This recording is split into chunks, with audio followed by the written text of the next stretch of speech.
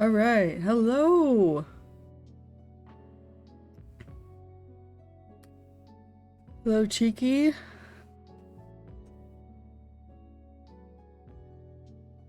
All right, just making sure everything is good.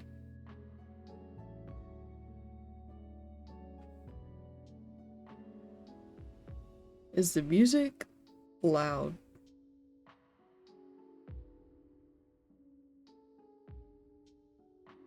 Can't tell if it's my headphones. Ready to get some work done while my fave streamer plays some tabletop. Oh, shucks, you stop. Alright. Hello, everybody. I'm Zachary. And I am sitting down to resume my solo TTRPG session with Legends of Akeroth. Oh, I knew I was forgetting to have a window open so I could easily copy paste this. I need to get good with like the bot game so I could just have like those little commands to type in chat. But here we go. There's the Backerkit page for Legends of Akeroth. If you follow now, you get a free demo for both solo and group play. It's gonna start crowdfunding in 43 days, 23 hours, and 59 minutes.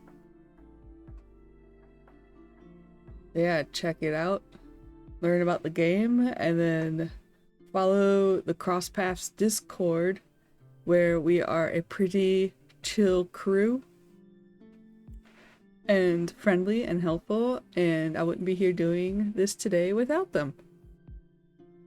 Also, I did get word that pretty soon one of the server members is going to start offering Loa games again soon. So if you're interested in playing Legends of Akeroth as a group, definitely join the Discord. Because I've already gotten to play 2 one-shots as a group, and they were a lot of fun. I died in one. It was great. It became a pancake. I got bounced on to death by a giant furball. But okay, so we're going to switch over and give a recap. And a proper recap this time, because I got reminded that there was a section in the rulebook for saving your game. Where? Okay, there it is. I had to find the volume wheel on my thing. But if you're new here, so the character on the left side of my screen is Cadlin Steelspike, who is a bristleback kin, although it's my take on the bristleback kin, because normally they're kind of more furry, more cute animal-like, and I wanted something a little bit more anthro. So he is a ranger class, uses the bow as his primary weapon, uses he/him pronouns, and he's trans. And he did not have a good time at the end of the last session. I almost said yesterday's session, but it was not yesterday. That was two days ago. Feels like it was just yesterday. But okay. So yeah, the book, the rule book. Oh, by the way, this is a playtest version, so disclaimer that any mechanics and things from the book you see here in my sessions may change. This is a pre-alpha version. Everything is subject to change, get rearranged, edited, removed, added, etc. Also, I realized that I will definitely not be sharing my copy of the playtest document, because I remembered that my name is on the watermark and I'd like to not dox myself. So I will not be showing too much from the actual book. But oh, you know what? I could also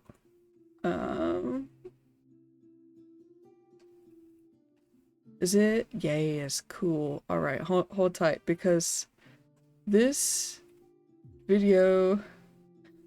Hi, Amaya. Hope you have a good stream. I'll be keeping this on while I run errands. Thank you. Drive safe if you're driving. Travel safely. Actually, it was Amaya that reminded me of the announcement trailer. So if you want to look at what all is in the book, you can save that for later to take a peek at. It is an hour long, but you do get to kind of learn more about the game than what the Backerkit page says. So maybe I'll have that, just start linking that.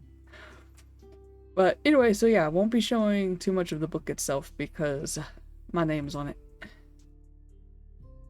But I will paste things into my obsidian as needed. Anyway, so yeah, actually, yeah, I think it was Amaya too that reminded me that, yeah, there's a section in the book about saving your game. So it provides a couple of questions that you could fill out. So I went ahead and did that this morning so that I could do a quicker, more efficient recap of sessions. Alright, so last session. Cadlin emptied his pockets while trying to restock his supplies. He is now broke. He has no money. He stopped at the Tipsy Weaver Tavern for a meal and in hopes of finding paid work. He took on a job to investigate why farmers' employees refused to go into a wine cellar in a hillside cave. He foolishly stepped in without preparation and was injured by a saber tiger. He managed to convince it to escape. Bleeding and wounded, Cadlin now has to face the farmer, who may not appreciate how the job was handled. So yeah, took on a saber tiger. Was like, oh yeah, this shouldn't be too bad. It has very low defense and not that bad health. I took out a furball in session 1 really easily. This shouldn't be too bad. First hit, and yeah, Cadlin has no defense left and only 7 HP left. But I managed to write myself out of the problem I landed him in. And thanks to this, I think it is starting to kind of grow into Cadlin kind of being kind of like a friend to animals and like kind of normal kind of creatures. Because when we killed a furball in session 1, it wound up kind of weighing heavily on him. And now there was this, because the saber tiger was holed up in the cave because it had been injured. It was just trying to lick its wounds and stuff. So it wasn't actually trying to attack anybody. It was just, it was in pain. Needed a place to hide. And it was doing better, so. Yeah, Cadlin convinced it to kind of go away and return to the forest nearby.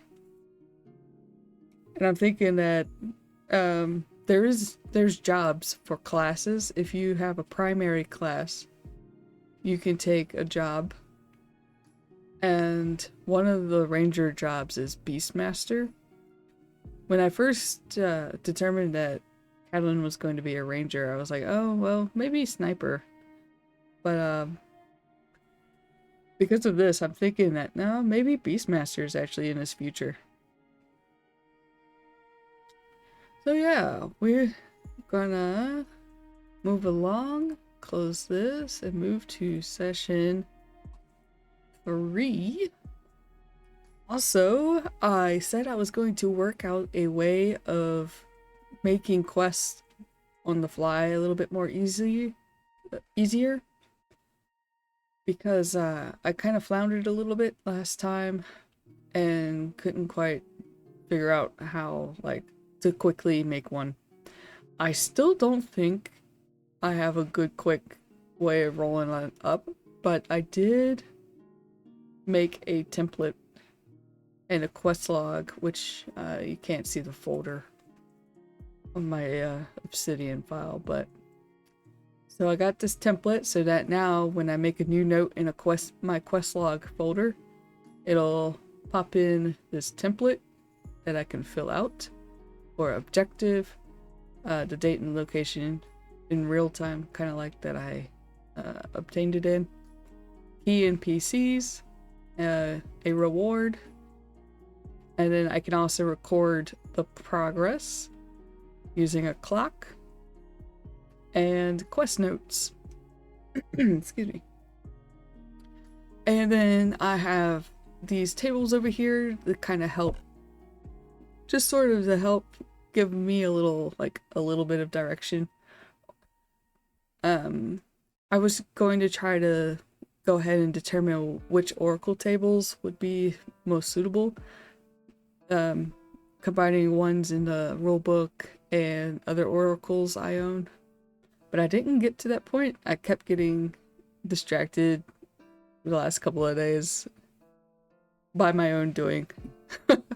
I kept, my attention kept getting grabbed by various different things. But you can see the first table, I can roll for an objective type, so I've got some common like quest types, like escort, item retrieval, hunt mark, and then distance from Winford.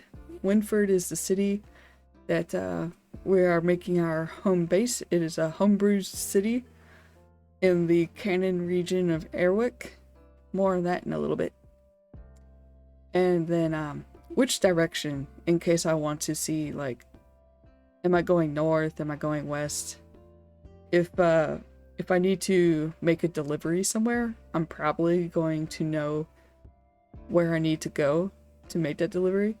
So I could roll for a direction and then kind of decide where on the map I can go. And I'll show you the map in a little bit. Then I also have difficulty, XP, and reward.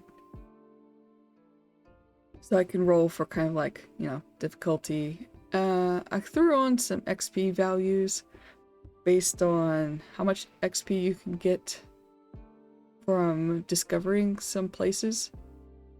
I might tweak that as I go, but I think this is kind of reasonable for now. Complex side I'm not sure about. And then what to roll for reward. So like I'd roll a 1d4 for something simple, and if I rolled a 3, that would be like 30 Dravix. And I'm just gonna take a water break.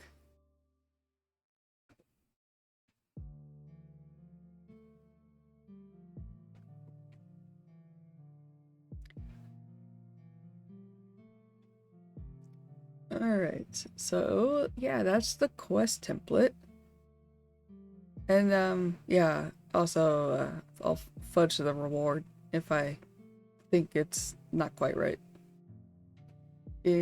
Oh, I can actually delete the quest clock because now I have this in a different spot.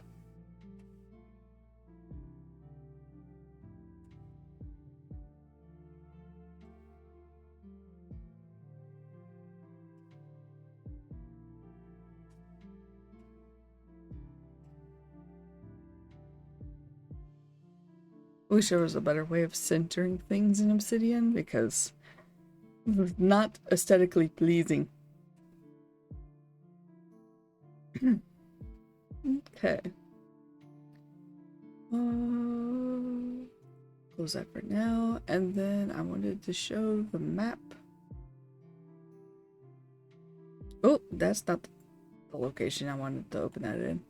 Okay, so this is the map of Airwick from the playtest book. It is actually in color. You'll be able to see it in color in that announcement video. I just made it grayscale because this is not and it's just like screenshots that I kind of like piece together. Grayscale, because like this isn't the official version or anything. I just wanted to kind of, you know, not make it like a one-to-one. But anyway, so like I said, Winford is a homebrew city, so I squeezed it in here on the map.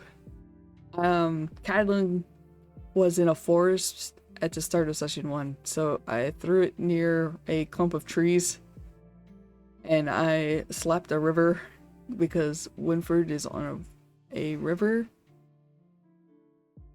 This is probably not like where a city would pop up, probably. Like, there's some like wreckage stuff over here and some bones over here. But we're gonna pretend that nah, it's normal over here. I don't know what's kind of like in this direction. Probably some other region of Akeroth. I would have to like check the like whole continent map to see what's over here. But that's it. It's okay. We're just, you know, we're gonna pretend that yeah, there's a city over here, because I figured that it would be a pretty good like distance away from New Erwick, which is like the capital city. There's a couple of other like towns and villages over this way, and then there's some. I don't know what this is. I can't remember, but some other like adventuring points of interest up here. So this is like a giant sword. All of these locations have 2 pages in the rulebook. That's really cool. It tells you like what's there, what you can buy there, who you can talk to if you want some NPC ideas and some plot hooks. It's all very cool. The rulebook is definitely going to be like a treat when it is out in full. And yeah, it seems like the developer has been adding more too, based on some of his teasers in the Discord. Okay, what is that's not pinned. This should be pinned. This should also be pinned, so I don't want to lose them. Let me just rearrange these. Well, actually, this one can go in the back. Okay, yeah, so I got my profile sheet for him. He's very short, by the way. He's only 5 feet tall. I've got my perks and skills. Oh, we also gained 1 increment on his longbow mastery, his bow mastery clock. So that was cool, because we were performing downtime, and you get 3 activities during downtime. I suppose technically speaking, we weren't really here for 24 hours, but it's okay. It's fine. It's okay. Alright. So, it's a new session. It is actually, I guess it's kind of close to noon, but I think I'll still say morning. Because the thing that we did hasn't been concluded yet.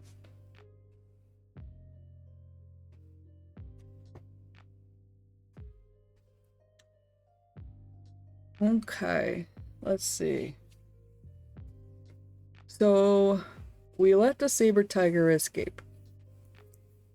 Now, the farmer, who we have not met yet, have not spoken to, Cadlin just walked in and couldn't even start shooting. He just I let the thing ambush me and paid for it dearly. But he has not talked to the farmer yet. And there was a farmhand that ran off, presumably to go alert the farmer, because we got this adventurer that just walked over to the cave. That's kind of noticeable, especially when the cave itself is actively being avoided. Right. So I think by now the farmhand will probably bring the farmer over. And yeah, Cadlin is also just kind of standing here bleeding. He only has 7 HP. He has 18 max HP, and he got knocked down to 7 in one action. Or two.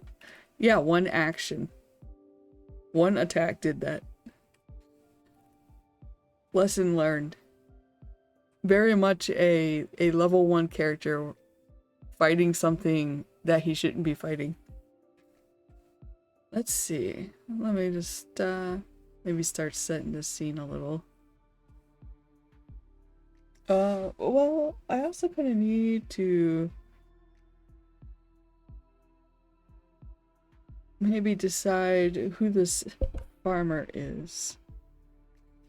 So let me put some lotion on my hands before I have to touch paper. And grab my NPC generator from the rulebook.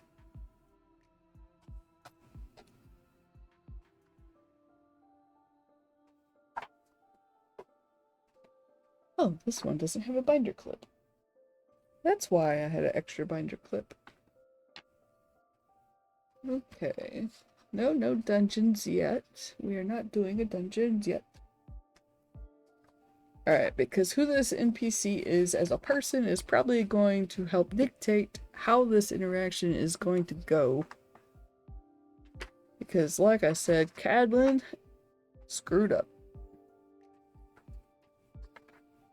And it may not go well for him because of that. Okay, so roll a d20 for kin and flavor.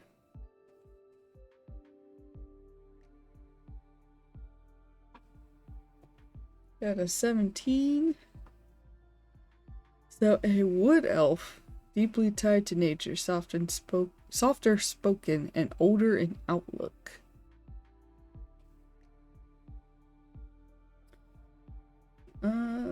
Let me just make a note of this.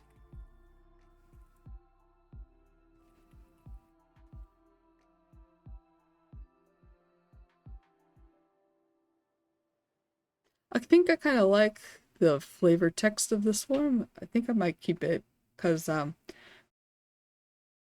it's a farmer. So obviously farmers work in nature. So I think that relates to itself very well.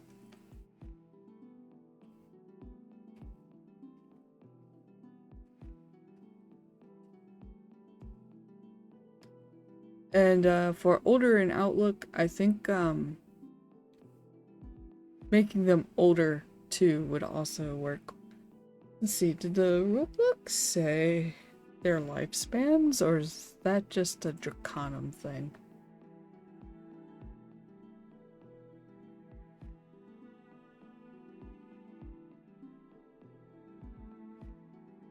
I backed Draconum, which is also by Cross Paths, and as a backer, we got the beta version to kind of like help playtest and review and all that stuff. And there's a kind of like a lot of like, it's a hefty book. That book does not come with Solo built into it. Solo is a separate book. And then there's also going to be a Herald's Guide book that is going to have even more lore backed into it. And I'm getting all 3. Oh, my the PDF viewer is lagging. It does not like the lower rulebook. Oh, did it freeze? It just outright froze. I was going to pull up the PDF so that I could paste a picture of elves as they appear in Loa. Okay, so they do not show or do not mention lifespan, so I'll have to pull up the Akeroth, the Draconum book. But that's a picture of an elf. That is obviously not who we're about to talk to. Share that just to let y'all see. But I need to open the Draconum book because I want to give them a good, like, upper middle age, like kind of age, and I don't remember how long Draconum elves can live for. Core rulebook.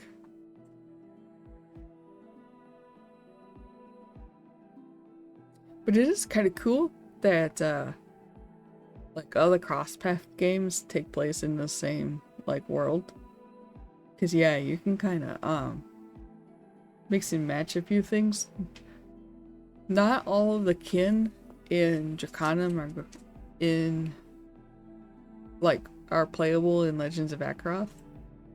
But I imagine that you could probably like do some reskinning and insert ones that you want to play into the game. Alright, let's see. I need elf. Oh, I'll share this picture too because they are so pretty. Look at this. You can still, I think you can still do late pledges for Draconum. Totally recommend it. The combat is also a D6 pool system, but it's much different from Legends of Akeroth. Okay, so they live lifespan 140 to 180 years. So I would say that this person is probably pushing maybe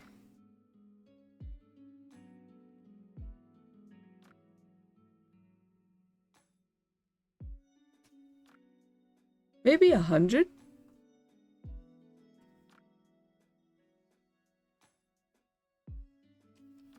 Like they're still able to get around and be mobile and stuff. Although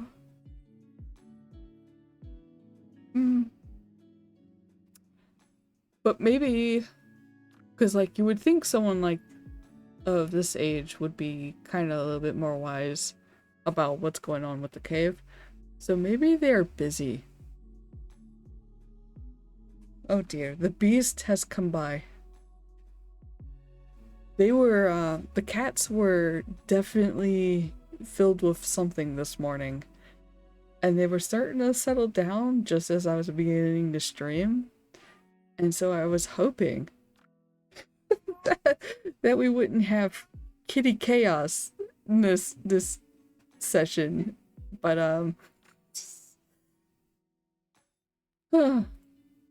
don't know. I guess, like, when I'm streaming, they're just confused because I'm talking, like, a lot, but I'm not talking to Cheeky, who's my roommate. And so, like, I think they just get confused and going like, why aren't you two together? We want to curl up here and enjoy your companionship. And then they just run around causing a ruckus. I think Cheeky is starting to wrangle the beast. Yeah. Thank you, Cheeky, if you can still hear me. But okay. So if this person is this old, one would hope that they are a little wise and, you know, would be able to do something about this thing that's happening on their property. But perhaps they are busy. And so they had no choice but to put out a quest instead of handling it themselves. Very busy. Alright, so what are they busy with? Also, before I lose track of the page, it says here that there's optional XP for meeting this NPC, and that is 40. Cadlin did not get any EXP from fighting the Saber Tiger. Let's see. I don't trust my math when I'm being looked at. So you can use a calculator. Alright, so 315. So he didn't get any XP from the tiger since he let it go. But at least he got this little bit. Okay, so we already have a roll. I can roll for personality. Oh, I might have to sneeze. 1 second, I gotta sneeze.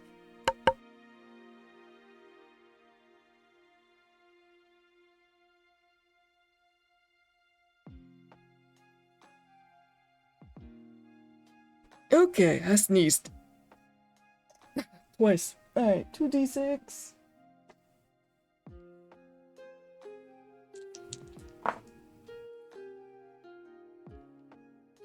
$63. Superstitious. Oh.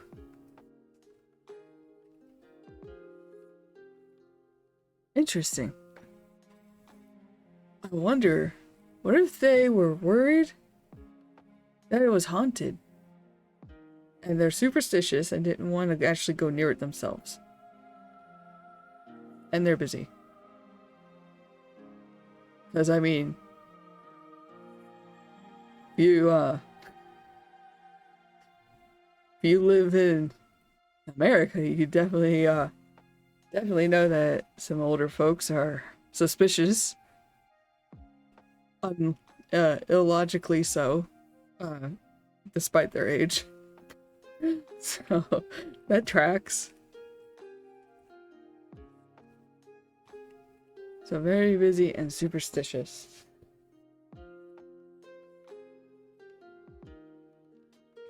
They might not actually be busy either. Let's continue and then I'll think on that. Because, maybe maybe them being busy, isn't necessary. Maybe them being superstitious is more than enough for them to entrust this to somebody else. Alright, so NPC wants 35 to preserve a tradition. I guess winemaking? Because the cave was being used as a wine cellar. So maybe they were worried about their wine. Maybe if they're superstitious, they were worried that the wine would turn foul by whatever was in the cave.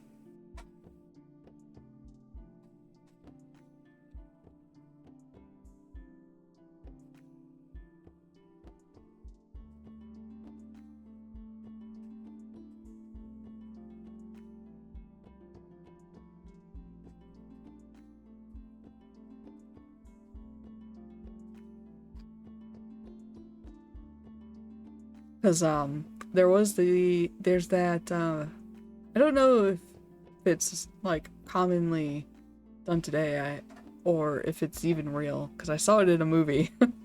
But, I did see a Japanese horror movie, the original Grudge.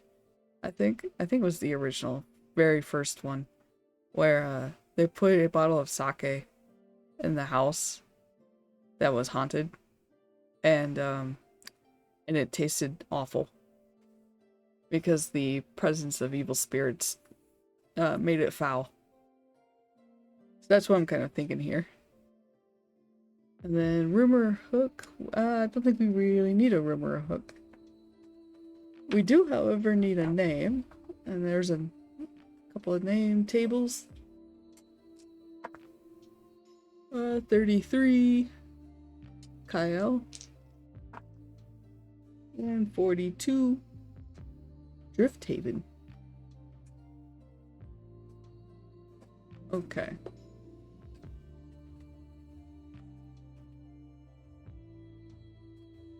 Maybe I'll change this starting letter because Cadlin starts with a K. I don't want to confuse myself.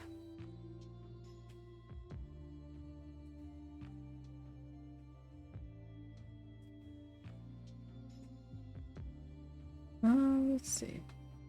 Now that I've got this info, maybe I'll give them an NPC file because, never know, we might come back to this farm.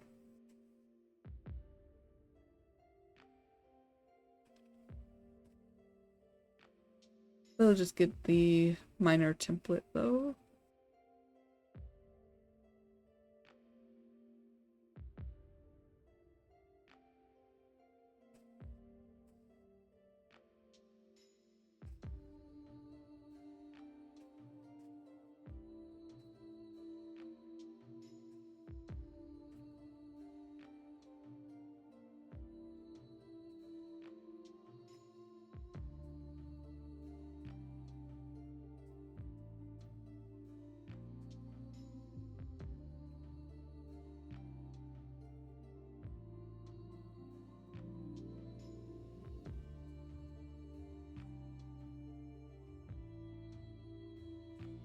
Okay, where is my... Just gonna roll a little bit of details. Let's see, age range we already have.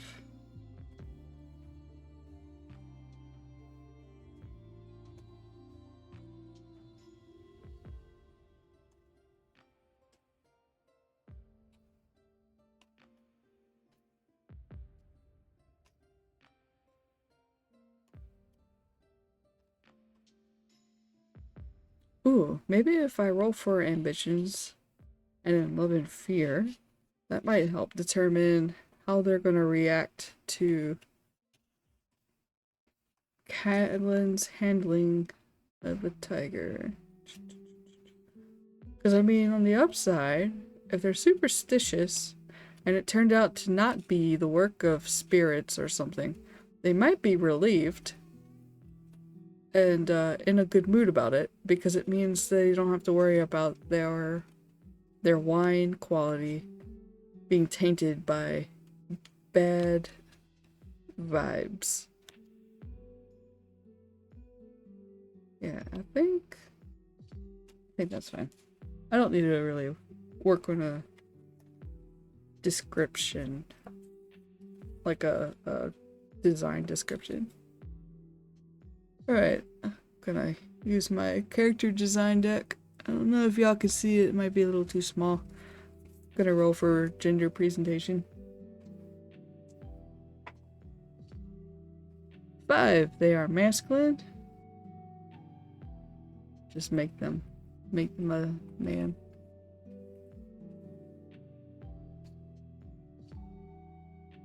Alright, and then ambitions and goals.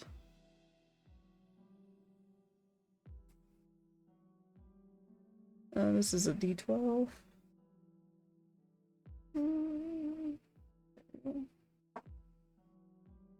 9. Obtain a position of power. Maybe they want to become the top. Let's see. So Winford has a mayor, but then there's also a council that's kind of made up of heads of various districts of industry. So like, kind of like, I'll make a man out of you. 2026. Thank you, Cheeky. Yes, I will make this one a man. Woe upon the world. I mean, they might not be a cis man.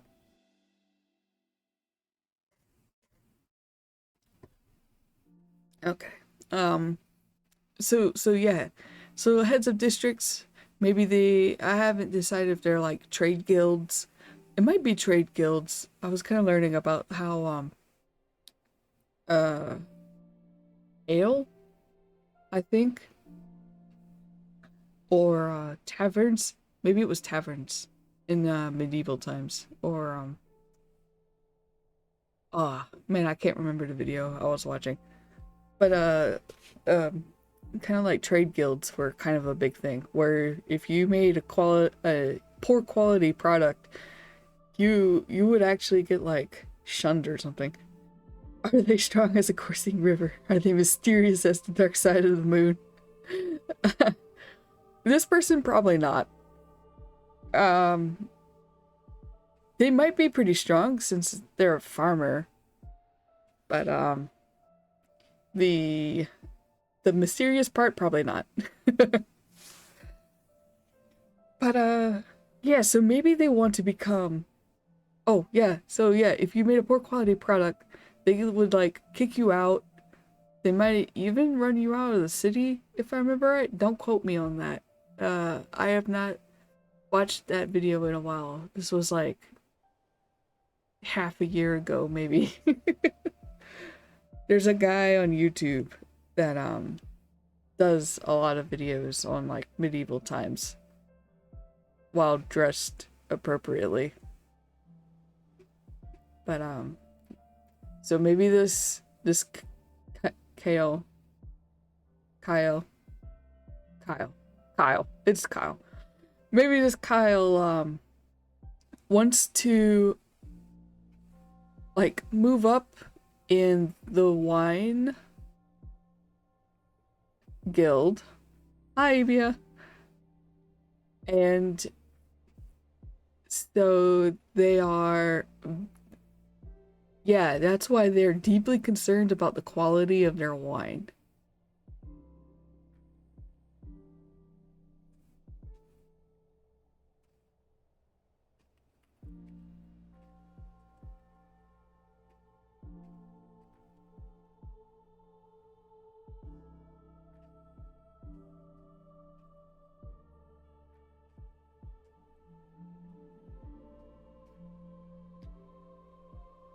Or perhaps they're not even in the guild yet. And this is like their first batches of wine. I think wine takes a while. And so, because you know, you hear about like, oh, it's vintage brew or whatever. Maybe they've been working on it for a couple of decades.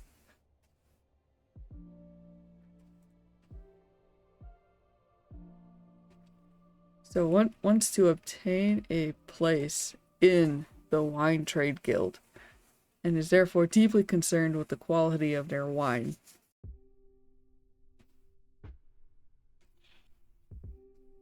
Okay, I'm gonna roll on my love and fear table just to see what else. I might not use it because we've got quite a bit about this farmer already.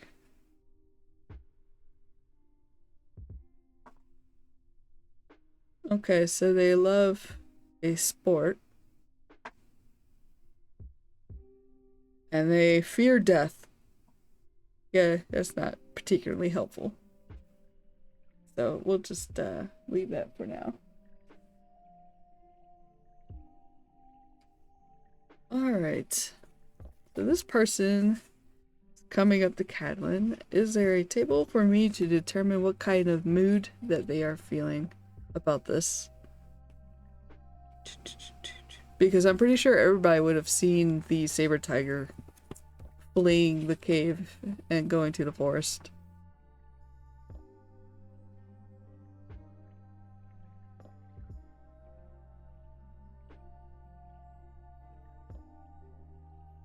Okay, here's some emotions on the juice oracle, which I believe Hime recommended on a recent video.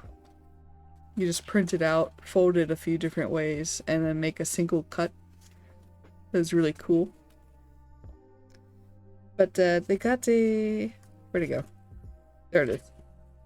A D10 table of some emotions. So let me see how that goes. This is a D10, right? Okay, yeah, it is. A 10.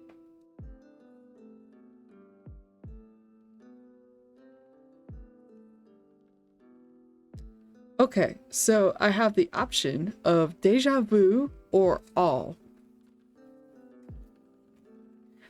I haven't been brave enough to face a saber tiger. I have a battle next with an owl shark or two, and after your guild leader, I feel bad fighting them.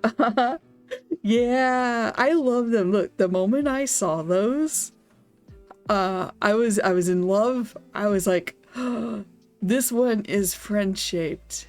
All right, hold on, cause I got my bestiary folder. Hold on, cause y'all got to see this. Look at it. I love them. And then like I got the thing for my guild where they have a mascot. Oh, can you share the link with paper for tables? I remember to talk about how to link. I love that guy. Yeah, I love that guy too. Yeah, 1 second. Let's see. I think the Juice Oracle was on itch.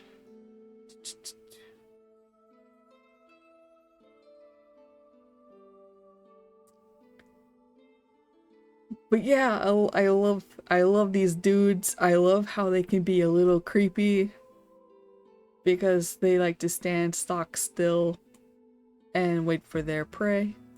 Oh, it doesn't show up on my thing. Okay, probably because it's a free thing, so it doesn't really. Maybe I'll add to another collection.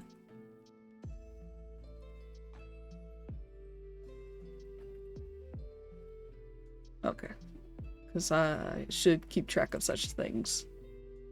Alright. There you go. Yeah, so this is a free PDF that you can print out. There is a screen version of it too, but I find it pretty overwhelming, and I was like, oh yeah, let me just print this out and fold it up. Aw, no, you're the best.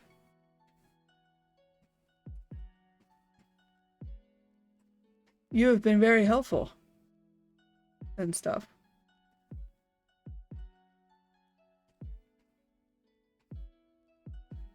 But yeah, so now my guild is like turned out to be the Band of Owls. And this is their mascot because the guild master saved a baby Vadahim, Vatahim, and has been raising it. So yeah, oh, I love them. Okay. But yeah, the saber tiger kicked my ass. It attacked me once because I let it ambush me. It had a passive regarding ambushes, and I was like, oh, I should see if it can ambush me. So let me flip a coin. Oh, I totally didn't approach that fight very well. It was definitely maybe a little too late at night for me to try such a thing. I hope your guild turns out better than the Band of the Hawk.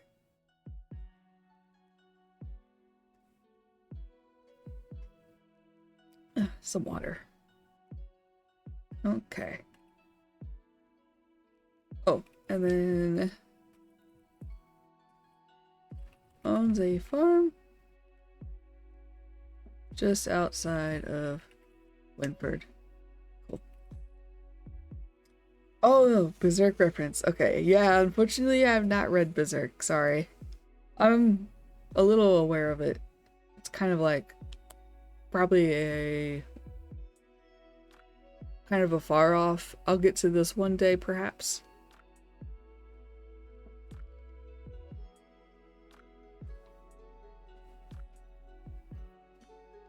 Yeah, it's pretty rough. Yeah, that's the impression that I got. Alright, so Kyle Drifthaven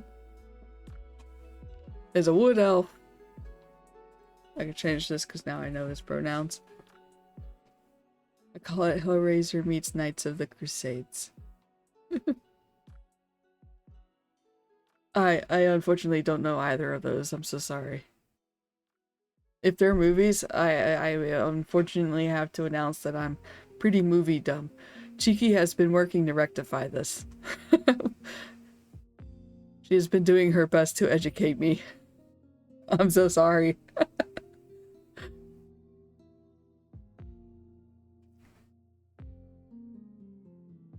Thanks, Cheeky. We'll add this to your already very long list of movies to introduce me to.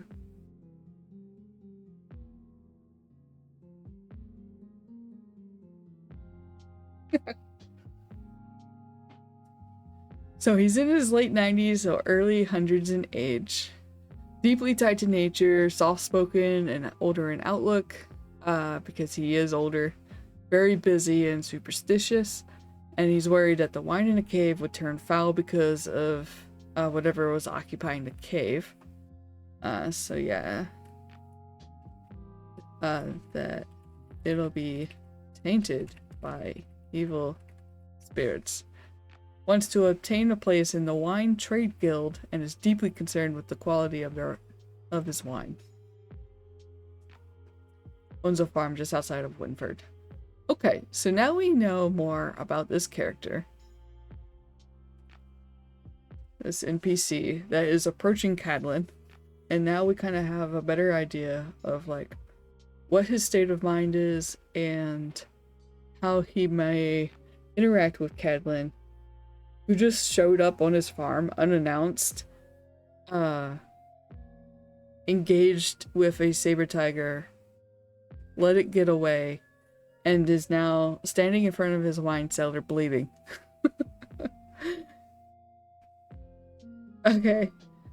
Hey, you don't die either. You stay safe, Amaya.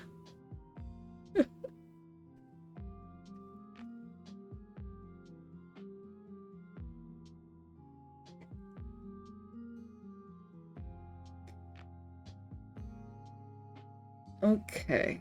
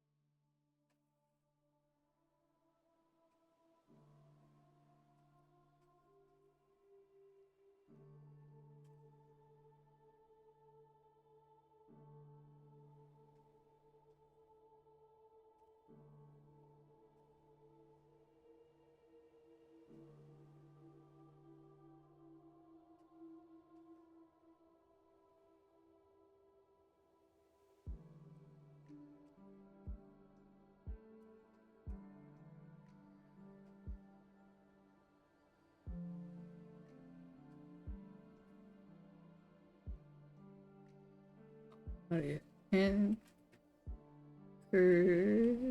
Is that spelled right? Oh, handkerchief.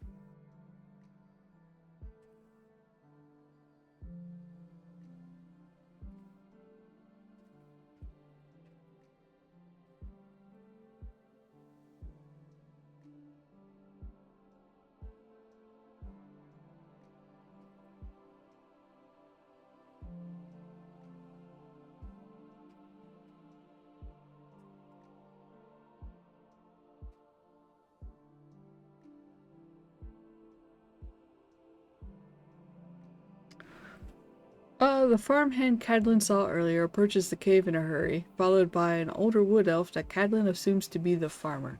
He feels his face grow hot as he attempts to find a bandage in his bag, or at least a spare handkerchief to stop the bleeding across his chest. Yeah, because Cadlin himself does not feel very pleased with how this turned out. He's probably quite embarrassed. Okay, so how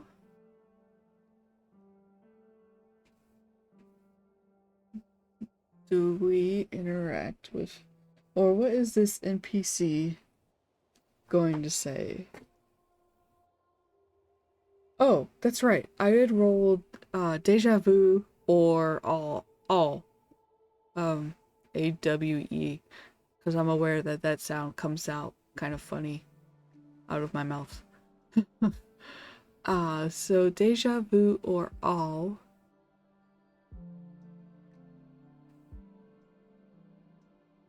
Deja vu might...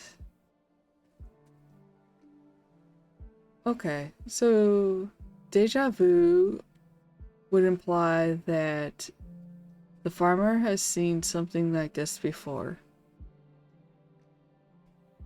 Whereas all might speak to being amazed that Cadlin is still alive after facing a saber tiger by himself. And is still alive. I mean, should I do one or the other? I don't think I can do polls yet, but that's alright. I probably don't have enough viewers to make a poll worth it anyway. But, because both sound like pretty good paths. Just gotta determine. Because, well, maybe I'll do the deja vu thing because I feel like it could lead into a potential future quest. And that would be pretty cool. Pretty fun, I think. Okay, so the farmer is experiencing a feeling of deja vu. You wrote deja vu? Alright. Yeah, yeah. Deja vu it is.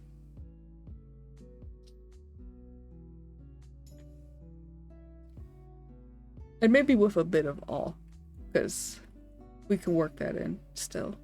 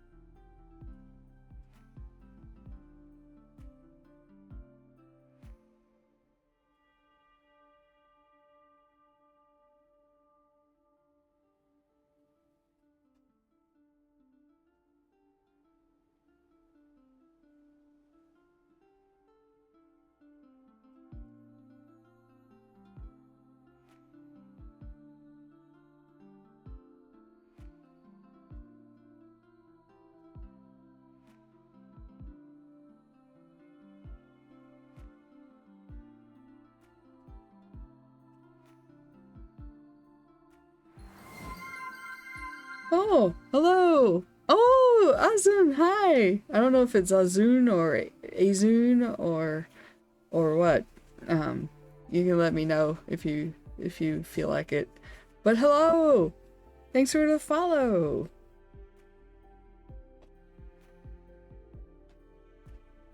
This is the herald that tried very hard to not let me turn into a squished rabbit pancake. Can't stick around still at church, just wanted to pop in and say hi. Aw, well thank you. I appreciate it so much.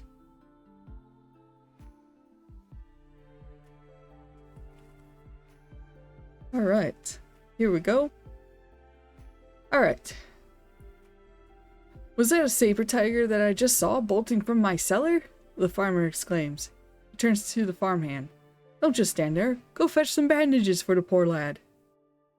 The farmhand runs off, and Cadlin winces as the farmer, with good intentions but zero grace, grabs Cadlin by the shoulders to get a good look at him. You're lucky to still be alive, son. We've been seeing a lot of such tigers these days. But it's the first time one is holed up so close to people, the farmer says. It was wounded and needed a place to hide, Cadlin said, doing his best not to flinch away. The wound on his chest was finally clotting, but his shirt was ripped and stained with blood, and it still hurt. It didn't do anything wrong, so I didn't want to kill it. Alright, so the farmer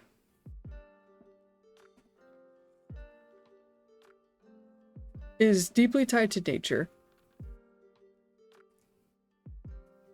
and was mostly concerned that it was evil spirits inside the cave. So I think that this is where we can kind of tie in that feeling of awe that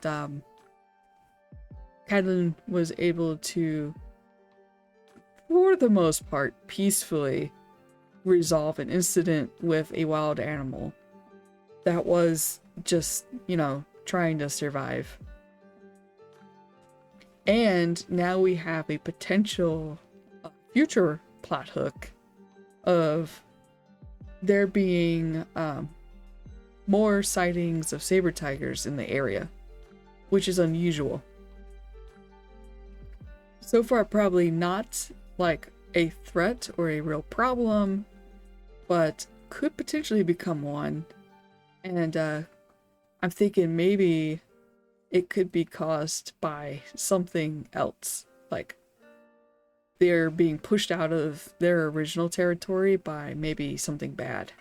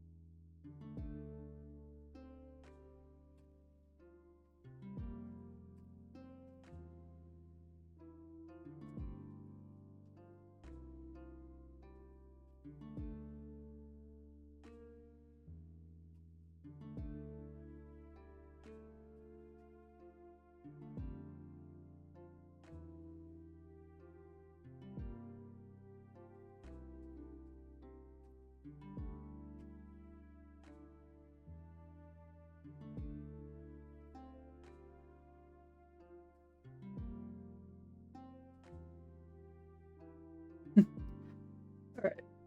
The farmer nods. That was very kind of you, if not extremely stupid. Pardon my bluntness. It's not very smart to corner a wounded animal, but now I wonder. If it was just a saber tiger, why did my employees not tell me? This entire time, I was thinking it was evil spirits, and I was getting worried that they were going to turn my wine foul. I've been trying to get into the wine guild, you see, and this is my ticket in. Sorry, sir, the farmhand says as she runs up. We knew it was a tiger, but, the others thought it was kind of funny to see you so worked up over ghosts. I thought that was, would be kind of funny. Okay, so Cadlin should respond here. Evil spirits, souring spirits. Yeah. Probably not a very marketable descriptor of someone's wine. So he should respond here, because now he's got...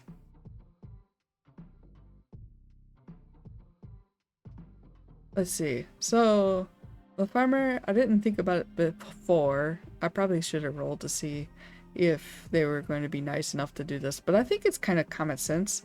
You see someone bleeding, and if you yourself are not being particularly mean-spirited and are kind of nice, then surely you would be like, oh, get the boy some bandages. So maybe what we could do is we could roll a d4 to see if he regains any health.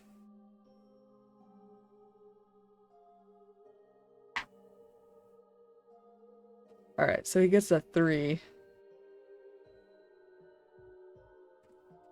So he's back up to a 10 now, so that's nice.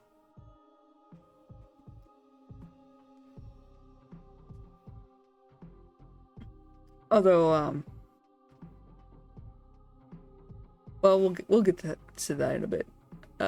So now he needs to say thanks. And I think he will try to smooth over his blunder a bit.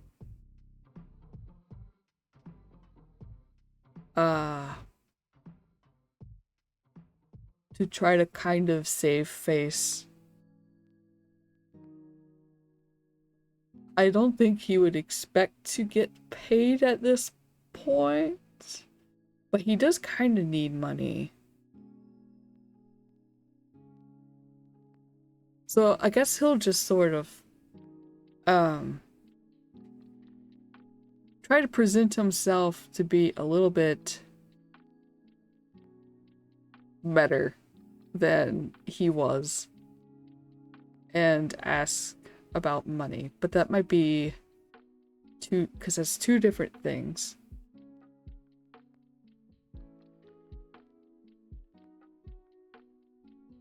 So we could do a little bit of maybe like not necessarily buttering up, but kind of similar. So let's see how well Cadwin does at making himself look a little bit smarter than he was. Which would probably be...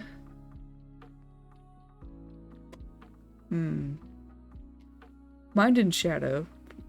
He's not exactly lying, but he is trying to kind of like fluff himself up a little. His pride got stung a little, even though he knows he really fucked up there. Like, he really should not have gone in the way he did.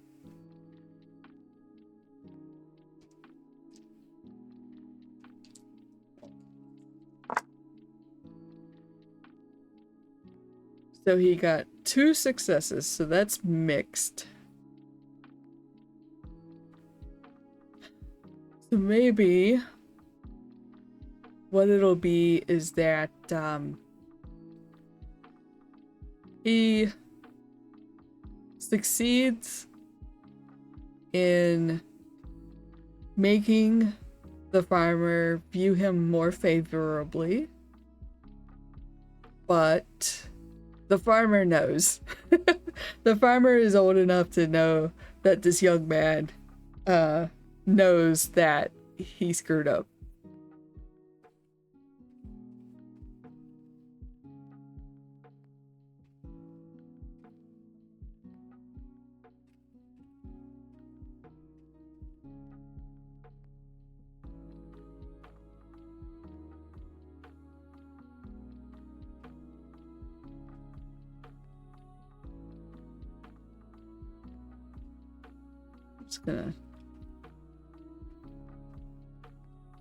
Just gonna record this roll here.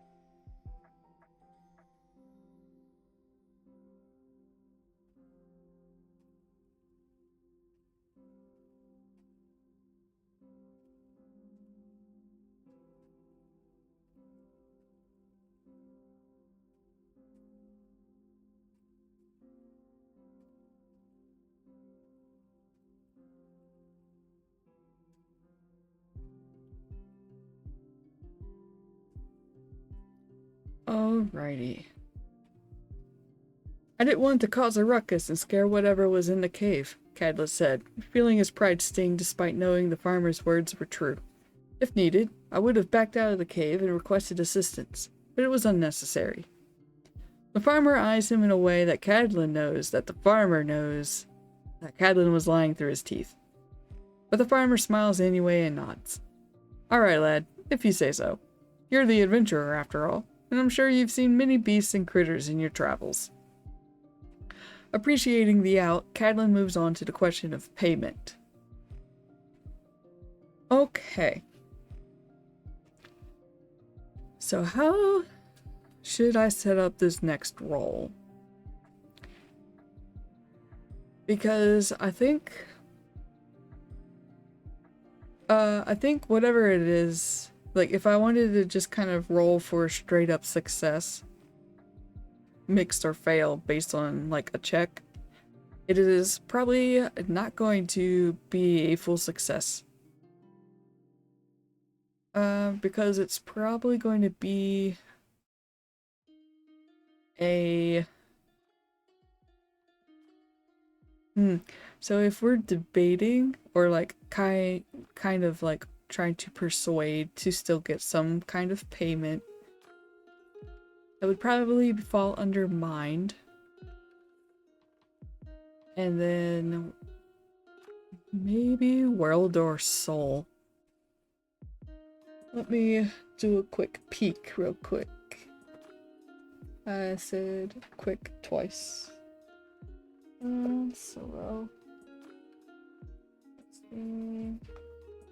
Let's see. There's a table I just want to check real quick.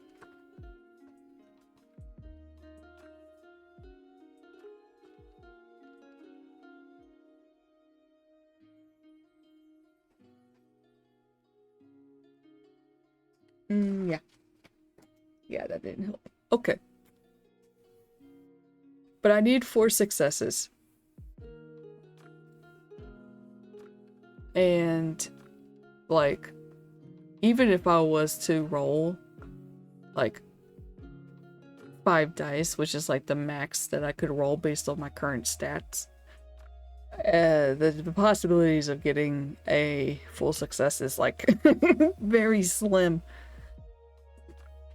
Oh, I just popped my shoulder. Holy cow. That was like, y'all probably didn't hear it because of the noise filtering, but that was an impressive pop.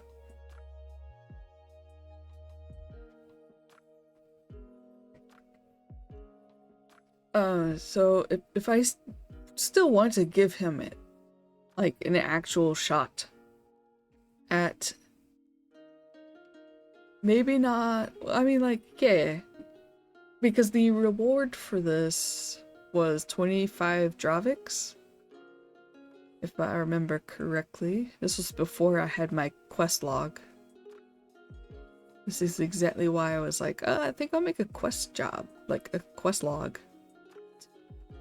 Yeah, 25 Draviks was the reward.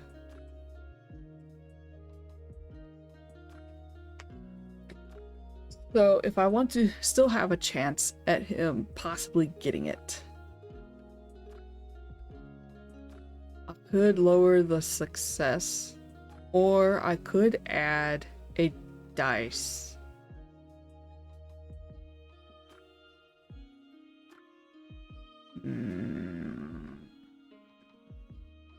Well, it's more like add a die. Die is singular.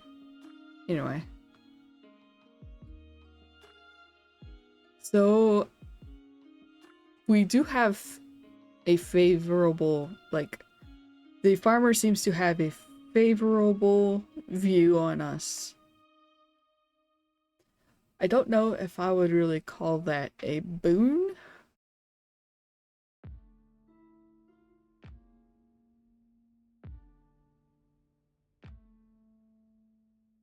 Trying to see how I can, like, adjust this.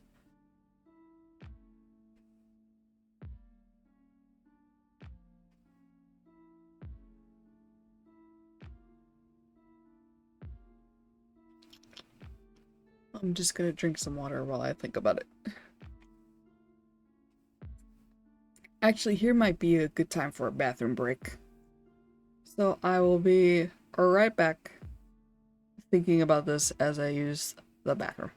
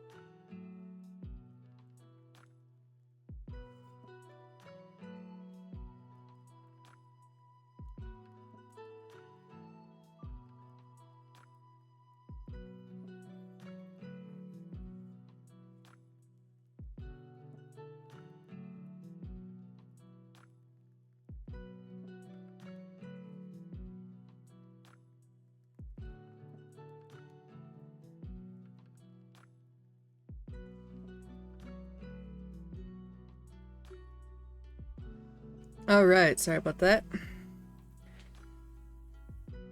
Okay. I think it's just gonna have to be that I will not get the full payment. Which, I mean, you know, kind of tracks. Because even though Cadlin kind of resolved it, he didn't come talk to the farmer beforehand. So he did wind up giving off the impression that he is inexperienced. Oh, I left my BRB thing up. Okay. He is inexperienced and made an error that could have actually cost him his life. And on the farmer's property, which would have been like a whole big issue. The farmer does not have time for this. Or would not have had time for that. So yeah, I think it makes sense to say that while there is no real chance of a full success, there probably couldn't be one anyway. So that makes sense. And then yeah, I think he's going to wind up rolling mind for persuasion and then soul for like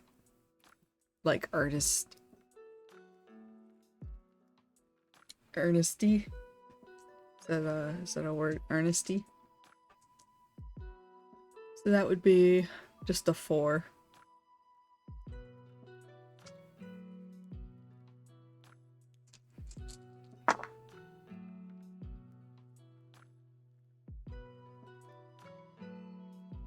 Alright, so he got 1 success. So that's mixed.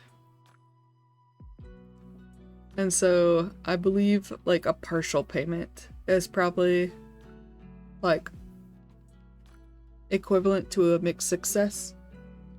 Because failure would have been like no payment at all. And full success would have been full payment. I just gotta put some lotion on my hands, and I think I'm gonna have to sneeze again. Ugh. Also grabbed myself a couple of cookies, because I'm getting peckish. I made sure to have like a really good breakfast this morning. I had eggs, I had toast, I had sausages, and I was like, okay, because last Sunday when I streamed, I didn't eat enough for breakfast, and I wound up going to lunchtime, and my brain power just really deteriorated. So I was like, okay, this time I'm going to make sure that I eat a good breakfast. I have like a little bit of a lunch already prepared that I can just eat while I continue. But I'm still kind of hungry. Oh, I gotta check the roll.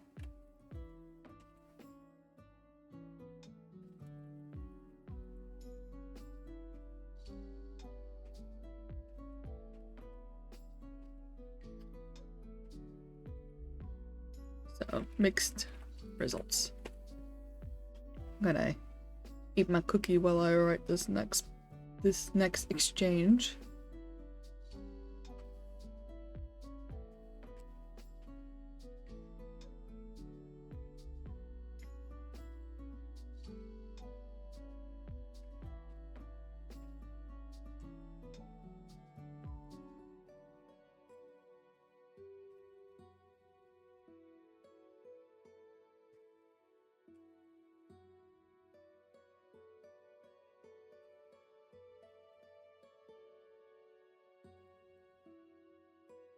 Oh, I just realized I had a spelling error.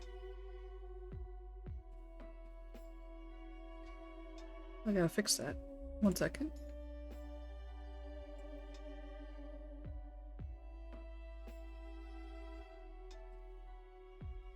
There we go.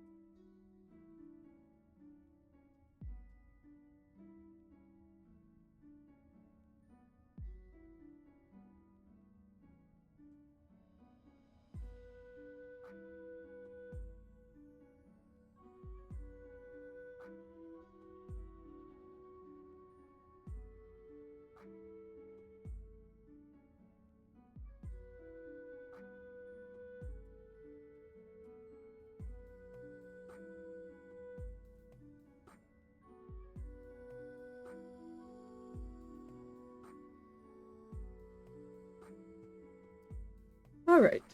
Cadlin knows the chance of getting the full payment is very slim, but he tries anyway. About the payment, he starts, but falters a little. He's unused to negotiating, especially after a major blunder. The farmer seems to recognize this, but takes pity on him. At least, it seems like pity. Tell you what, you did get the tiger out of the cave, and I can sleep tonight knowing that nothing spooky was messing with my wine. I'll give you 10 Draviks. Cadlin nods, knowing that, while it's not enough to get him a room for the night, it was better than nothing. Thank you, sir. Cowdrift Haven, the farmer says, holding out a hand. Cadlin shakes it. Cadlin's steel spike. Make sure you take care of that wound. Don't let infection get to it. Kyle turns to the farm hand after paying Cadlin. What are you slacking off for? Get back to work. The days are wasted. Aye, sir. The pair return to the farm, while Cadlin returns his coin purse to his pocket. Alright, so I'll update his inventory. He now has 10 Draviks. Okay, so the inn that we were staying at cost him 30 Draviks a night. Obviously, this is not enough for him to reserve the room again.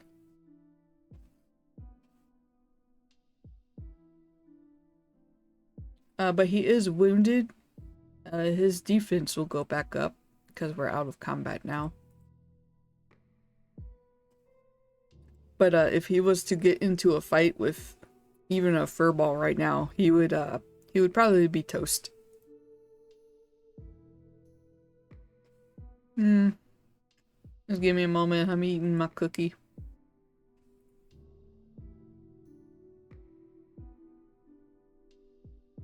I think at this point we'll probably be moving on into noon.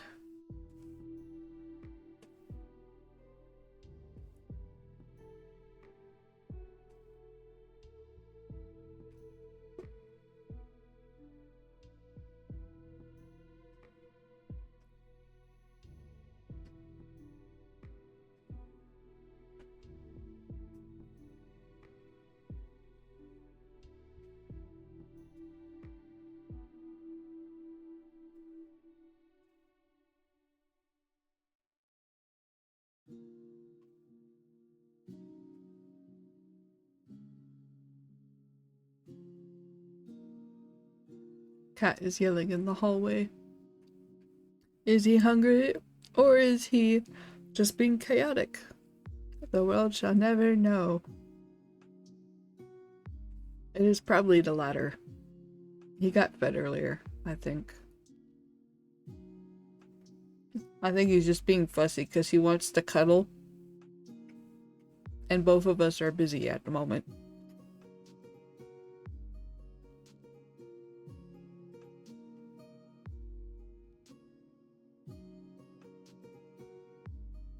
I fed him about an hour ago, so he's pure chaos. Yep. That tracks.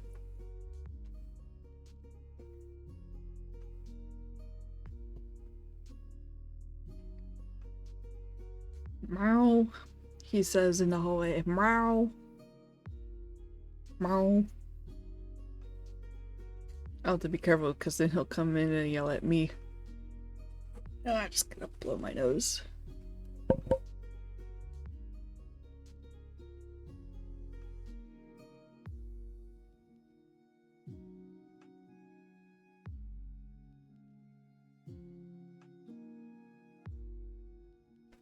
Okay, so we have completed our first quest, kind of.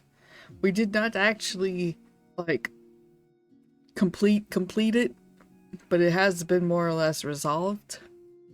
We have... Don't draw his ire, yeah. We've more or less resolved it. We've gotten 10 Draviks.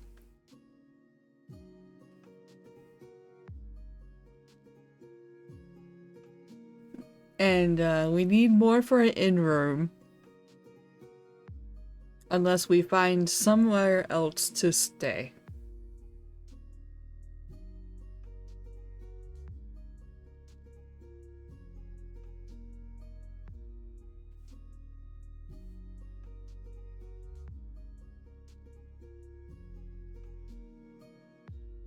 Now I do have the guild that I want him to join. The guild would have room and board for him. But there's, like, I'm just not gonna walk into town and be like, okay, I'm gonna join the guild. Because narratively, Cadlin would not do that.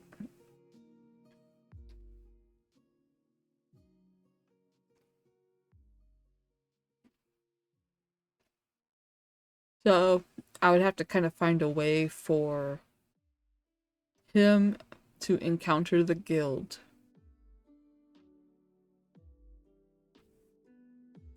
Like through storytelling.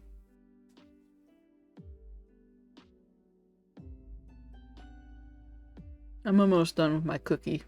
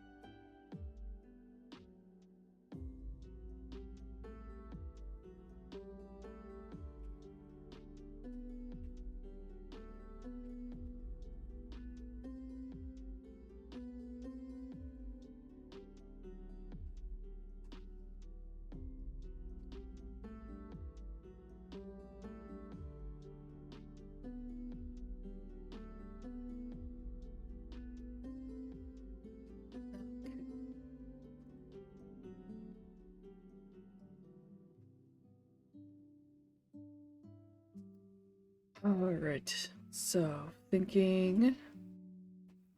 I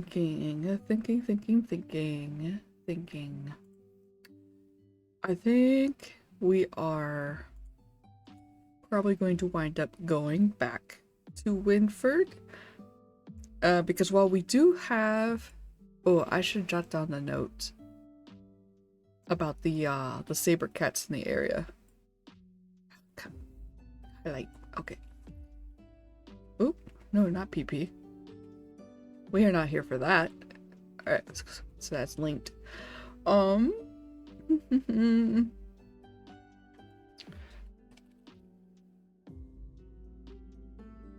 Just put down my this NPC template's still kind of like a work in progress type thing.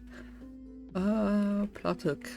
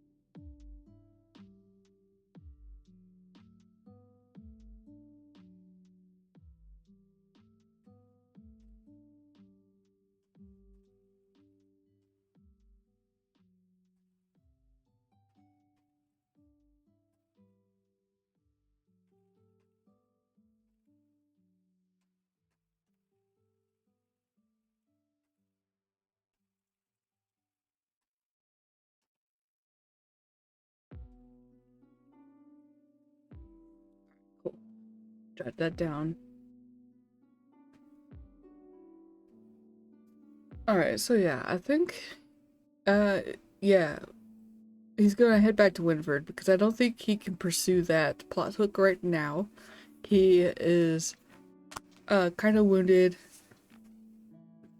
and I could take a short rest to recover HP, but to do that I would have to use a class die, or I could use this health potion in my pocket. But I mean, it only restores 1d4 of HP. Same with my class die.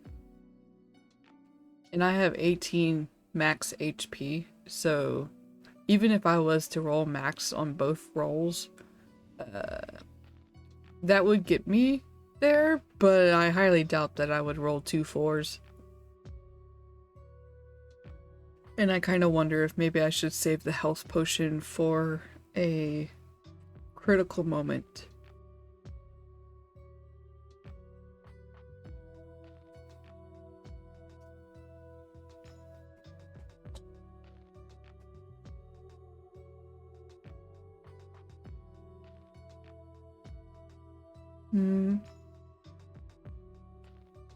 So yeah, I think I'll just go back to Winford.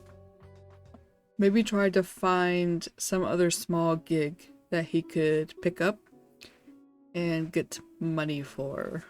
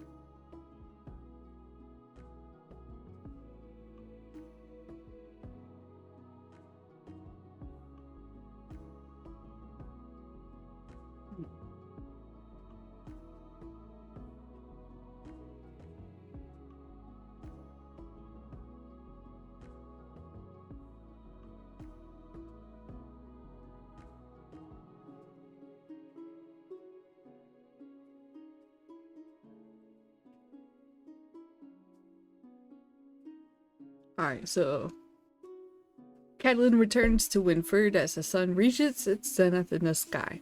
Thanks to the farmer's goodwill, his wound was patched up and was no longer posing a problem.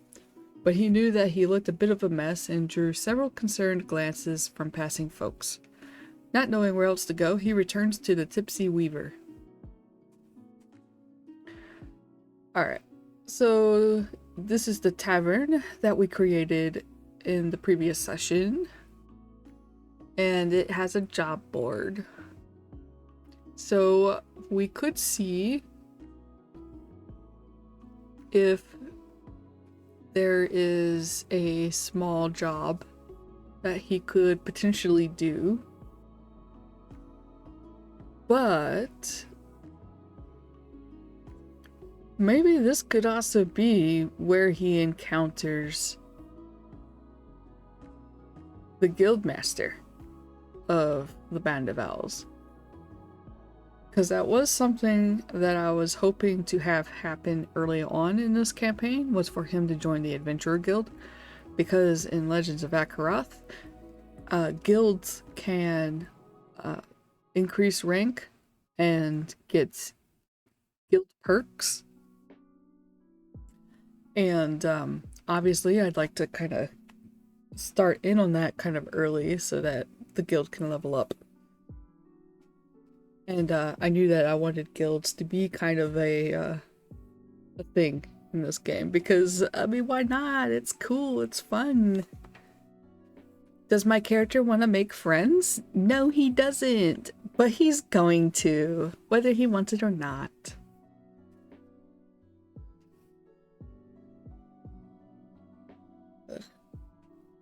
So, yes, perhaps the guildmaster is here for lunch.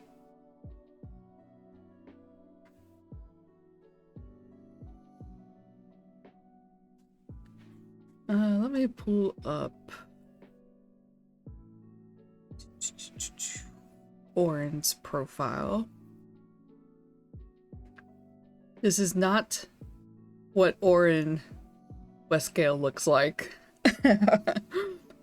They look quite a bit different, but this is just an arbor, an image of an arbor, because arbors are not playable kin in Legends of Akeroth, at least not yet, to my knowledge. Maybe in the future, if we ask very nicely, we can get like kin expansion packs or something. But currently, in the form that I have it, they are not playable. But they could still exist because it takes place in the same world as Draconum. So I just pulled the Draconum image of an arbor. And then yeah, I think Deezen is going to be in the tavern. But now that Catalan knows that there's a job board, he's probably not going to go straight up to the counter like he did the previous day. He's probably just gonna go like right to the job board.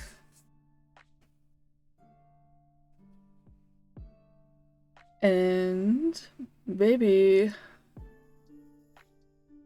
because he is looking kind of rough and he knows that the tavern owner knows that Cadlin accepted this job,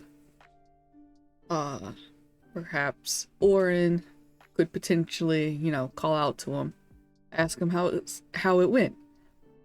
And Cadlin doesn't want to admit how it went because it went poorly. He's literally wearing the signs of it on his front. So he's gonna try to be sneaky. Or not too sneaky, but you know, he's gonna try to not draw attention to himself and go towards the job board. So that's going to be a mind in shadow.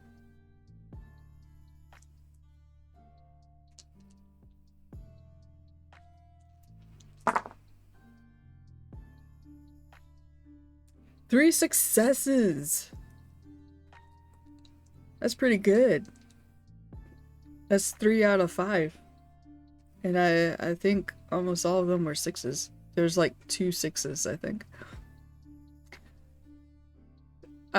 So he doesn't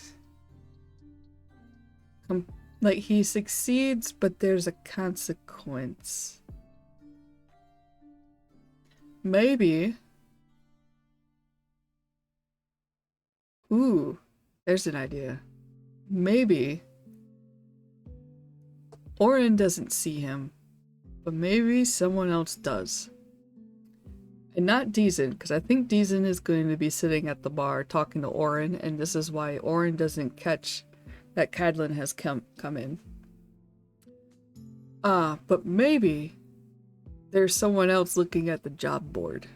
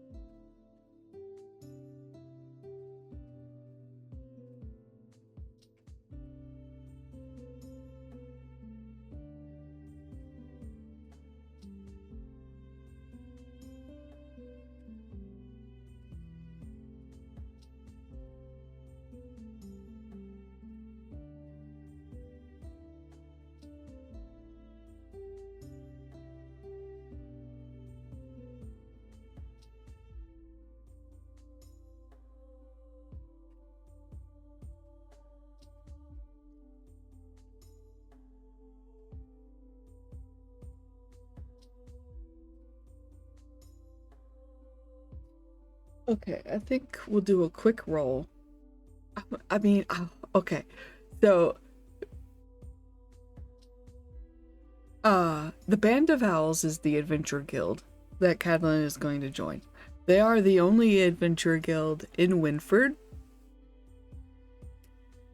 but they're not the only adventure guild in Airwick. What if this person is from a different adventurers guild? And maybe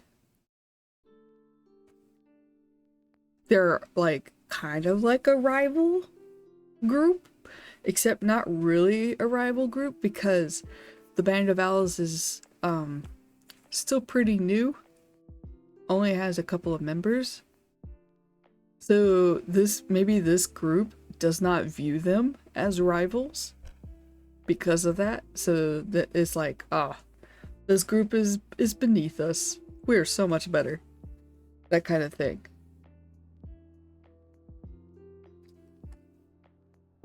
So maybe that could lead to some potential tension if Deezen gets involved here. But we're gonna go ahead and roll up a quick NPC.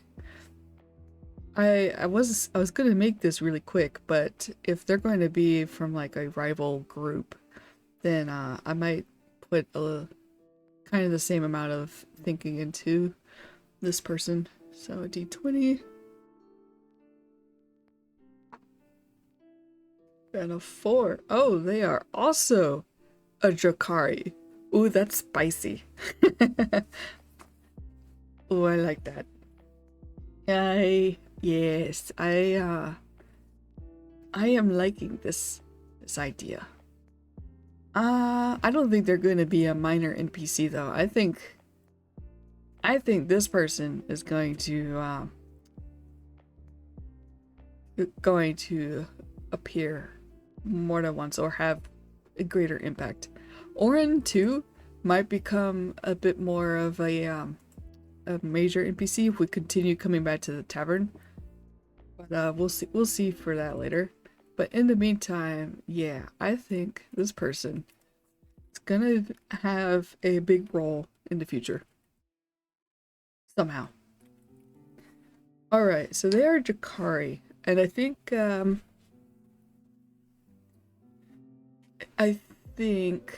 that I'm going to look at the Draconum book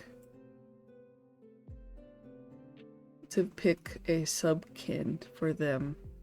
Subkin aren't really a thing in Legends of Akeroth, but this is kind of more or less just sort of like for me to quickly decide an appearance real quick. They are also kind of long-lived. They live 120 to 160 years old. I don't know how long Bristleback live. But let's see. How long do the burrowers live? 45 to 65 years. Okay. We may pretend that they live longer than that, if because I would imagine Bristleback are about the about the same kind of lifespan. That would mean that Cadlin is like halfway to the grave already. Okay. So let's see, subkin. They are flame claw. So they're kind of like red, orange, gold. They radiate a heat. Their presence often causes nearby temperatures to rise. There's storm scale, bearing scales in shades of blue, silver, or white. They have an affinity for stormy weather. Their eyes often spark with a faint glow, resembling lightning, and they tend to be quick. And then there's Stonehide with duller earth tone scales. Stonehide are physically the most imposing of their kind. Their scales offer additional protection. And those are just flavor things for from the Draconum rulebook. Let's see, Deezen. I used my character generator to come up with their appearance, which is not here. Where is it? Oh, I think I gotta do a merge. I have two different profile things because this is the profile that I actually used. Yeah, so Deezen is also Drakari. Okay, there we go. I knew I had. Okay, so they're a dark swampy green color. And then with a little bit of brighter green with an orange mane.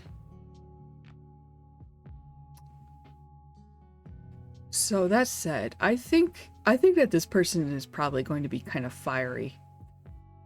Because yeah, I'm thinking they're going to be kind of more, you know, competitive, a bit more aggressive. So they're going to be a flame claw.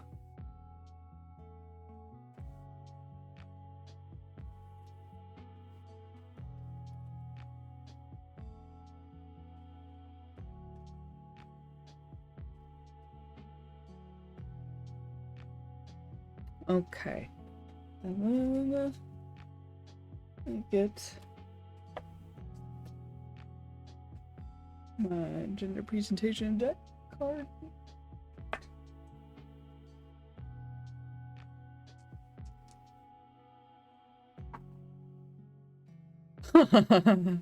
Six. Very masculine. Okay, so I was like, oh, wouldn't it be fun if they were very feminine and not lean into the whole like, oh yeah, like macho man, but no, it's a macho man. The worst kind.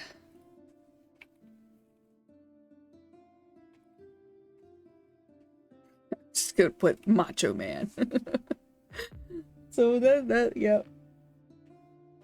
The dice have decreed. Okay.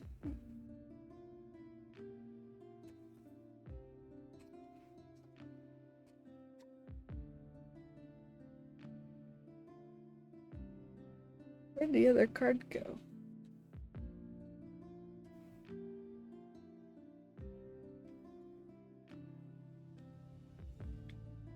I think they'll be... I think that, yeah, he's gonna be about the same age as Deezen. Deezen is kind of, well, maybe not the same age, maybe a little bit younger. Deezen is 38. Although that was their age at the time I was playing. They might be... Yeah, I gotta kind of combine some files later. Macho man. Yeah. This one's probably also not that mysterious. He probably thinks he's mysterious as the dark side of the moon. But probably is not.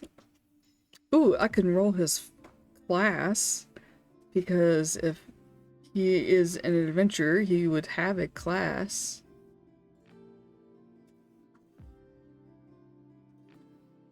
Where did my Love and Fear card go?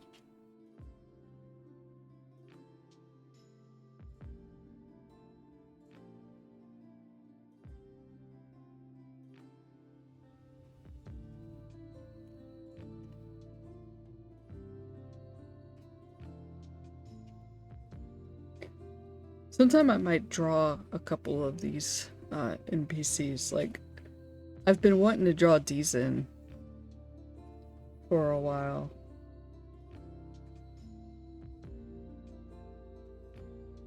Just haven't really done it. Yeah, where did it go? I can't wait to print these on, like,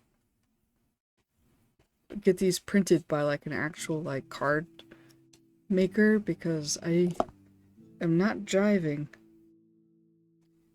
with the glossy cardstock that my test version is on. Oh, here it is. Jeez. Excuse me. Okay. And then I dropped the ambition goals. Where are they? I don't have a lot of space on my desk, which is why I've got this dinner tray over here with a bed sheet over it. I have another dinner tray on the other side of me. I am flanked by dinner trays, and that dinner tray is covered with the Loa book, which I printed out on paper. Okay, so ambitions and goals. Rolled a 4! He wants to become a hero. Motivation. Wants to become a hero. Oh, isn't that cute?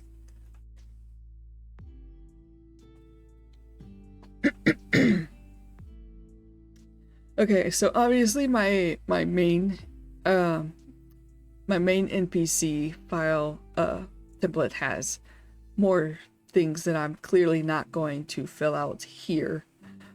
But I could fill them out later off stream or something. But okay, so he wants to become a hero. The Macho Man. Alright, love and fear.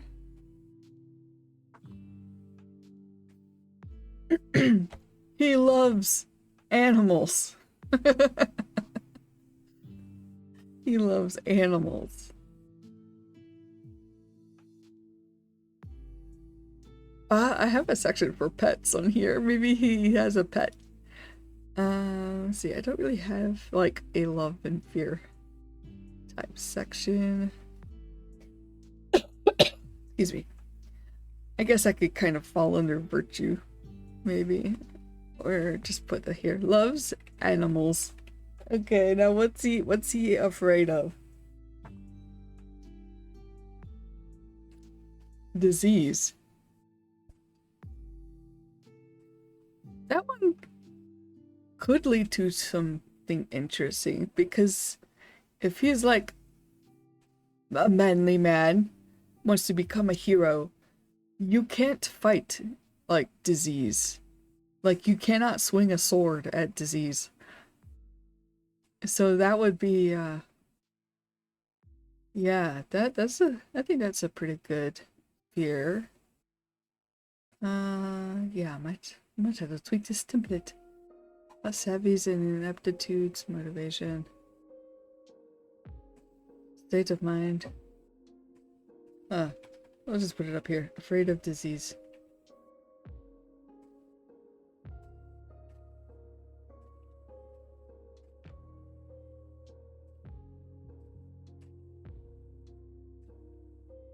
It's gonna be very like hyper masculine.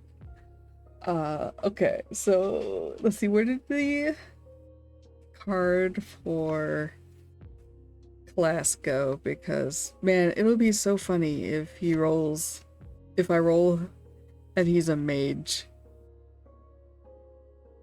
Let's see, that's career.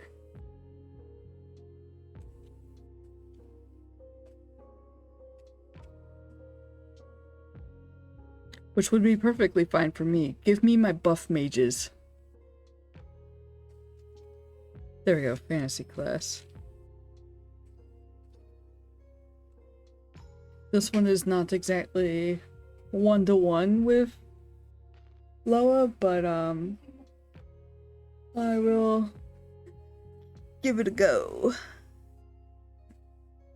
The D8.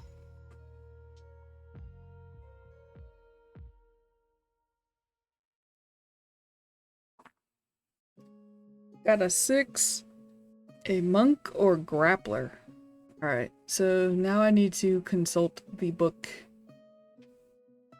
to try to see what could be the equivalent of that.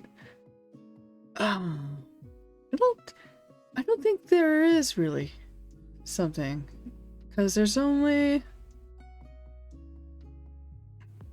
what is that, 6 classes, I think? And I don't think any of them, I might have to just roll again.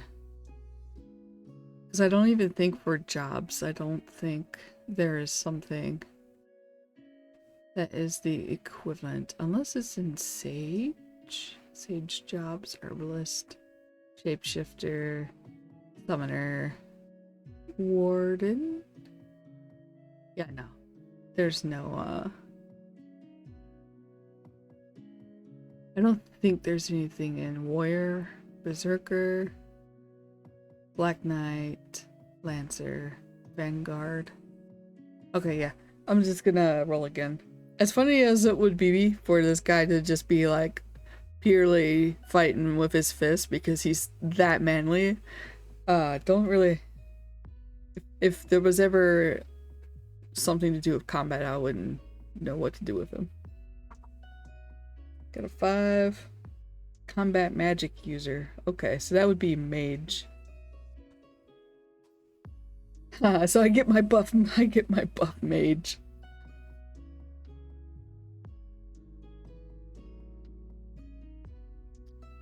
I just need to jot this down somewhere. Maybe just put current status, current location. I mean, right now he's in Winford, but he's not based in Winford. He's based out of somewhere else. Oh, here we go. Other notes. Mage class. Okay, he is going to be the most he/him fella ever. And then I think for his name, I'll use another generator.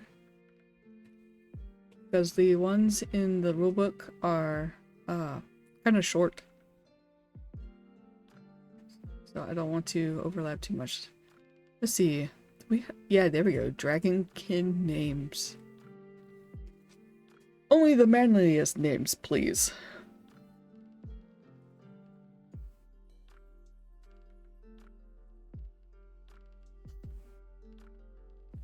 Rocknog.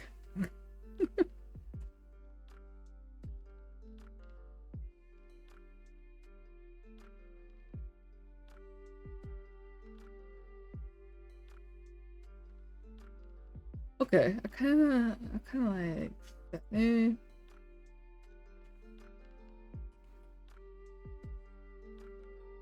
Brezu, and then let's see, what kind of surname can we give him?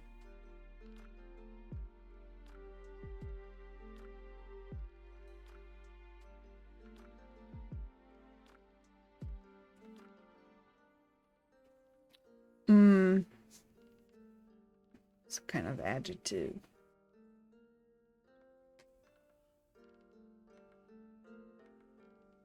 Perhaps.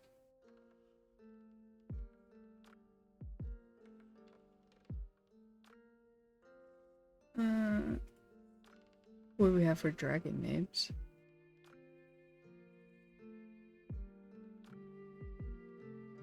Yeah, that's not gonna work. I need some kind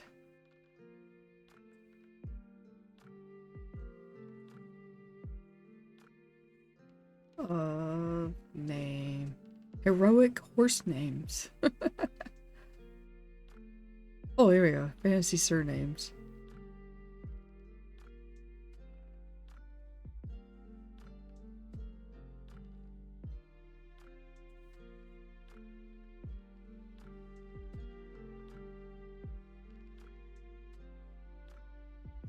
Dreamweaver. That does sound very magey. And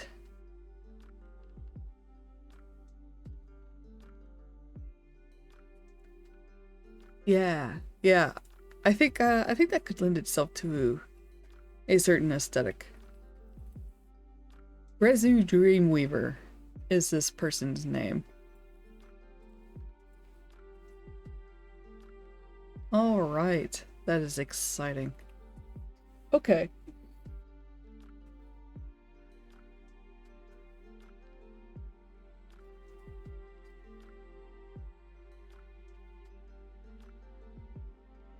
I'm gonna check the Juice Oracle to see kind of like how will Brezu talk to Cadlin or react to Cadlin.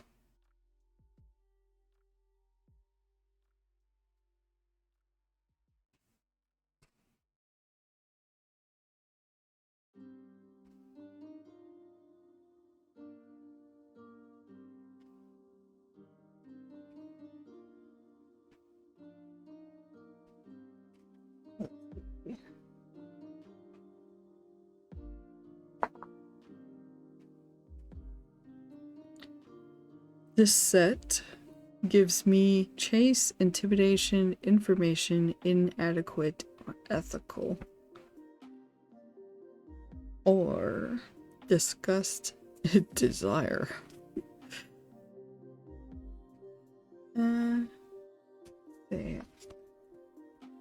Is there?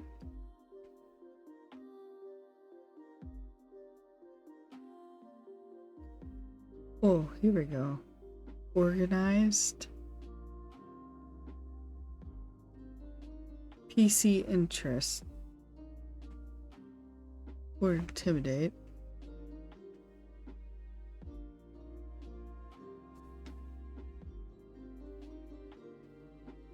Okay. So this person is kind of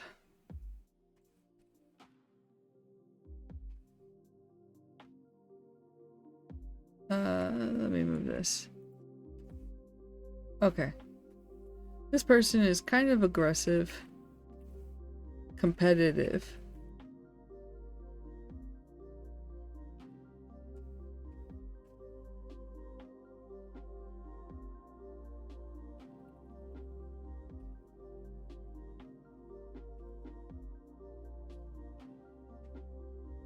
Well, I guess I should also determine where they're from. Let's see, where's my map? Okay. So, the nearest other settlements would be Newham?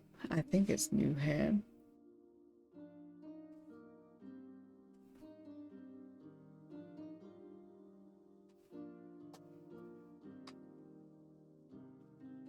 Grab my stack of settlements here, because I can't read that map. Which is fine, it's not really meant to be readable. But let's see, so we got Newham. Because it could also be kind of a newish, a new guild themselves.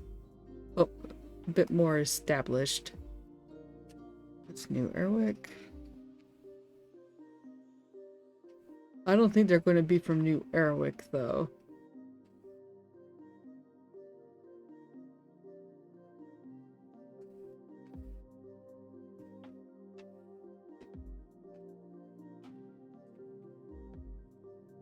Newham, there we go.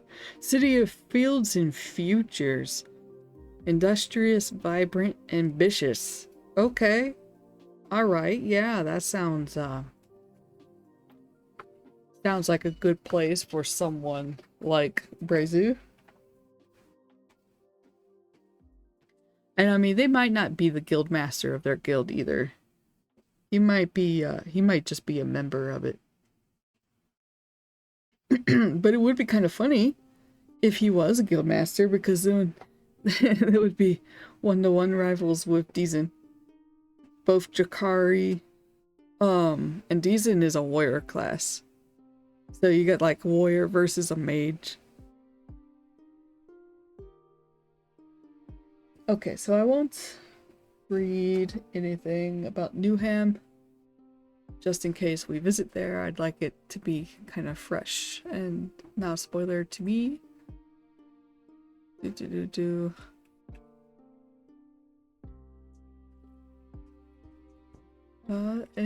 Newham. So I won't create the page for Newham yet.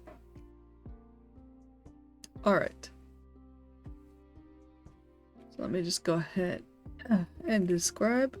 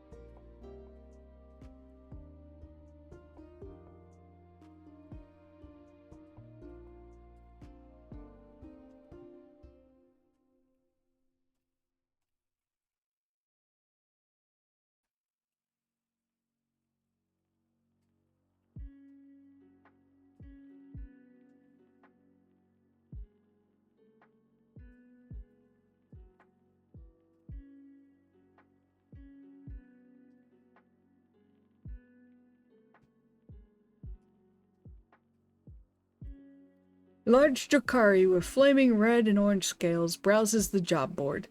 He is dressed in mage robes and has a staff in one hand. Cadlin sighs internally, but forces himself to go up to the job board anyway, and prays that the other adventurer won't speak to him. Alas, the Drakari notices him. Sorry I did for a moment because PC was screaming for a restart. Fed the boys and got my jug of water. Good job. You keep drinking that water. I will sip at my water right now, in fact.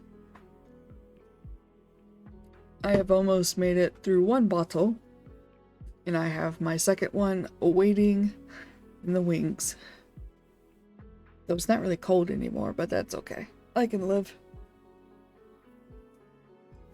Okay, so here we are. We have established that this NPC is going to be kind of a key figure that we could do a lot with later. But right now, Cadlin does not know this and just wants to look at the job board. And the Drakari, Brezu, has noticed him. So seeing that Brezu is also looking at the job board, he is probably also wanting a new job, a new quest, I should say, the quest board. And since he's pretty aggressive and competitive, he may not want someone else taking his potential quests. So I don't think he's going to take too kindly to Cadlin walking up. Might start posturing, especially since Cadlin is 5 feet tall. He's much smaller than this Drakari. He is pretty slim. He has not been eating well for the last year or so, so he is pretty underweight. He's 5 feet tall, and and also he's covered in blood on the front of his shirt. So I don't think he's going to be very impressed.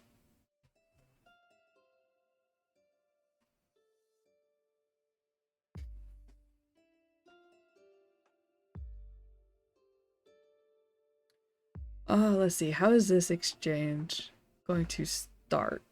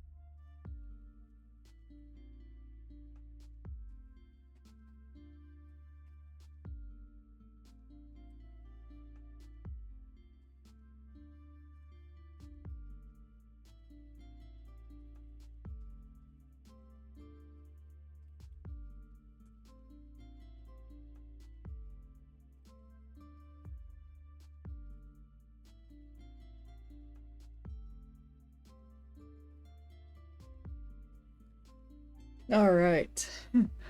What's this? Some greenhorn hoping to make a living from adventuring? The Drakari sneers at him. You look like you just lost a fight with a large rat. Why don't you go home to your parents and have them coo and fawn over you? You look like a stiff breeze would knock you on your ass, kid. Kylan feels his quills stiffen. They don't go poof. I'm not going to activate Hearthwise here, but they do kind of stiffen a bit. Okay, so he's basically been insulted now, and he just wants to look at the quest board. So, can he ignore this person? Let's see, I think that would be kind of a maybe a mind and a soul. Mind for his mental fortitude, and then soul for his spiritual kind of fortitude, or not spiritual, but like in a deity way, but you know, like his sense of self kind of way.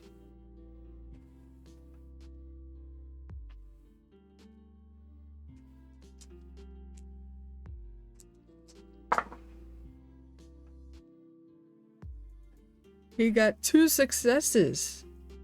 Not bad. So it's a mixed success. I need to...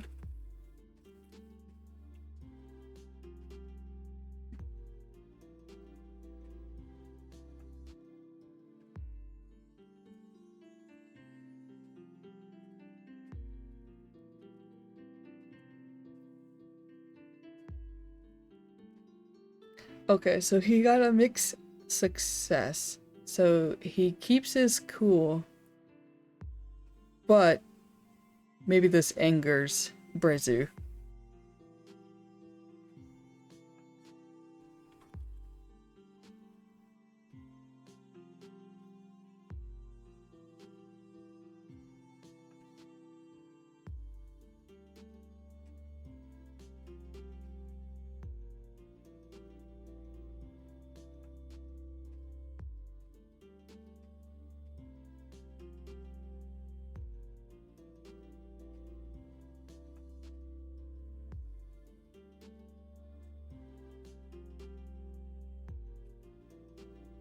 Oh, and maybe he pushes him.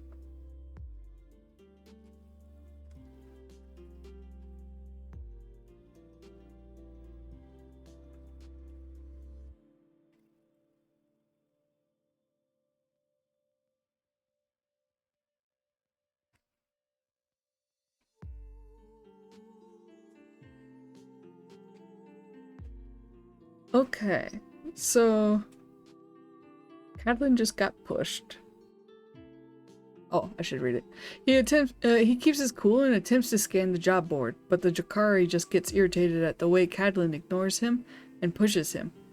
Cadlin, being smaller, stumbles back. Alright, so I think, yeah, does this catch the eyes of Orin and Deezen?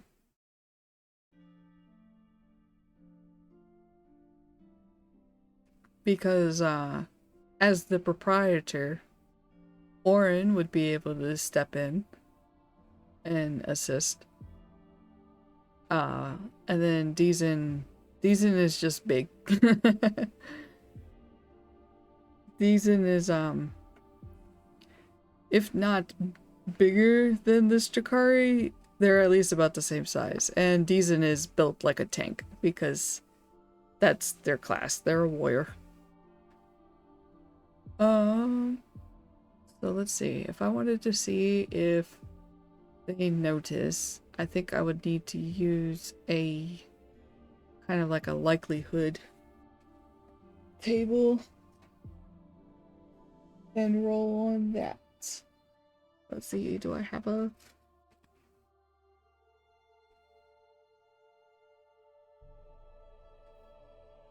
I don't know how to use that one. I actually need to read the thing, the documentation on the juice.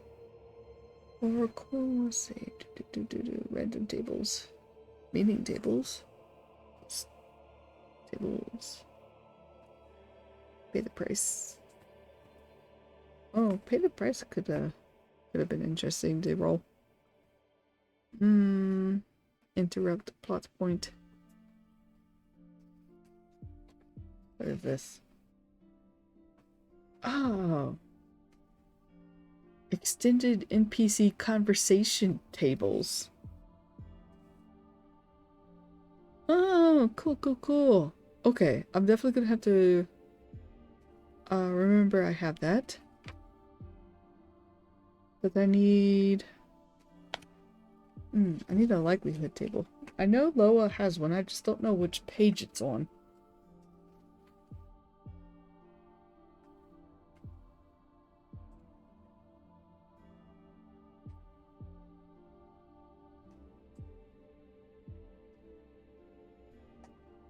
Wonder if it's in the solo section.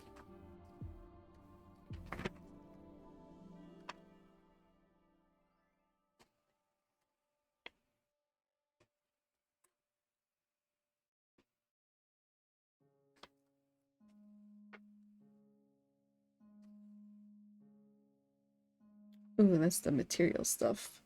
That for some crafting. Oh, here we go. Yes, I found it. Okay.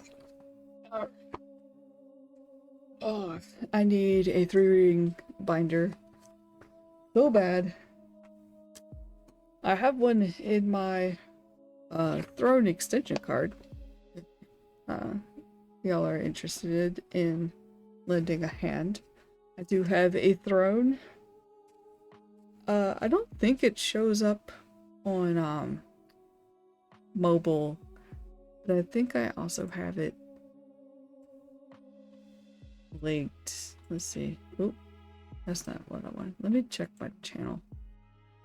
At the actual channel page. Yes, I'm an adult. I can watch my own stream, thank you. Okay. Oh, I typed throne like I threw something. I need to fix that real quick. I'm sorry. No, I don't need to fix the broadcast stuff. How do I fix, well, I guess it's man, I must have typed that when I was tired. It's thrown like the seat that you sit on.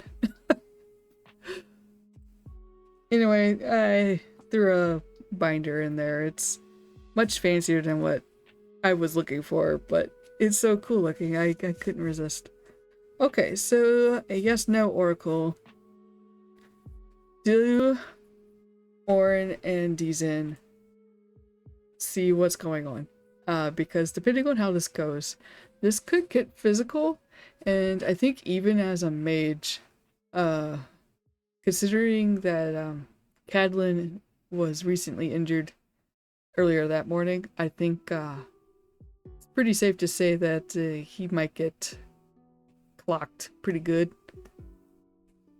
Even if it's just like an unarmed strike from a mage, because this isn't your noodle-armed mage. This is a man with the arms of a man.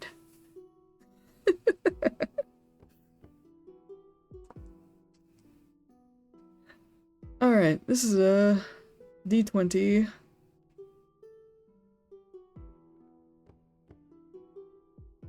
I think, roll. Okay, so I think right now, because the altercation is just now starting to happen, a man's man, one could say. Yes! And Cadlin is no man. Not because he's trans. No. Rezu is definitely not transphobic. Men are men, women are women, and everybody is in between. Trans men are trans men and men. So, yeah, he's totally not transphobic. But Cadlin is no man. He's a boy.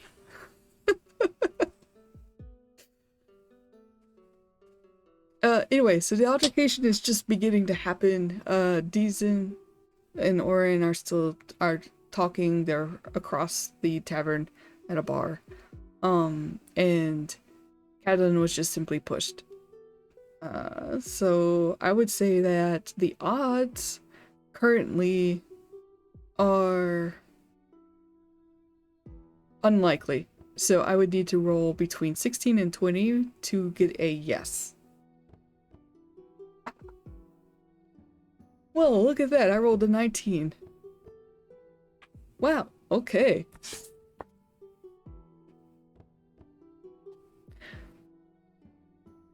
I need water for this one.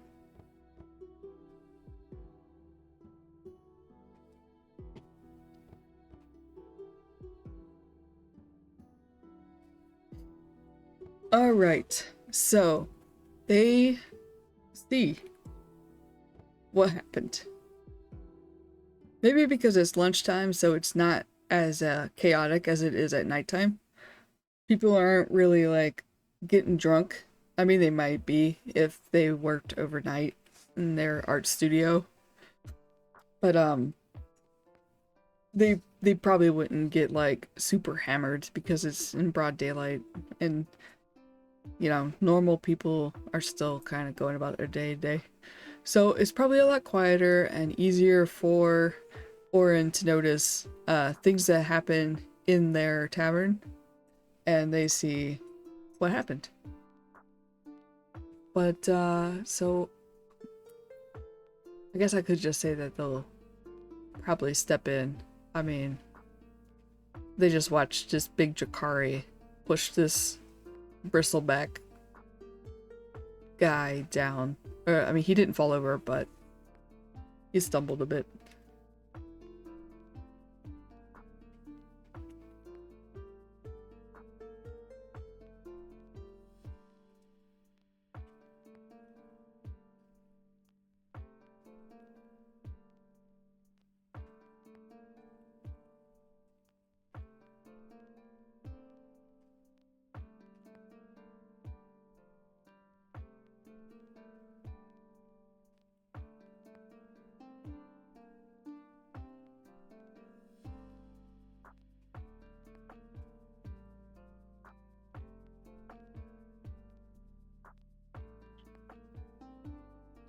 And they recognize Catelyn.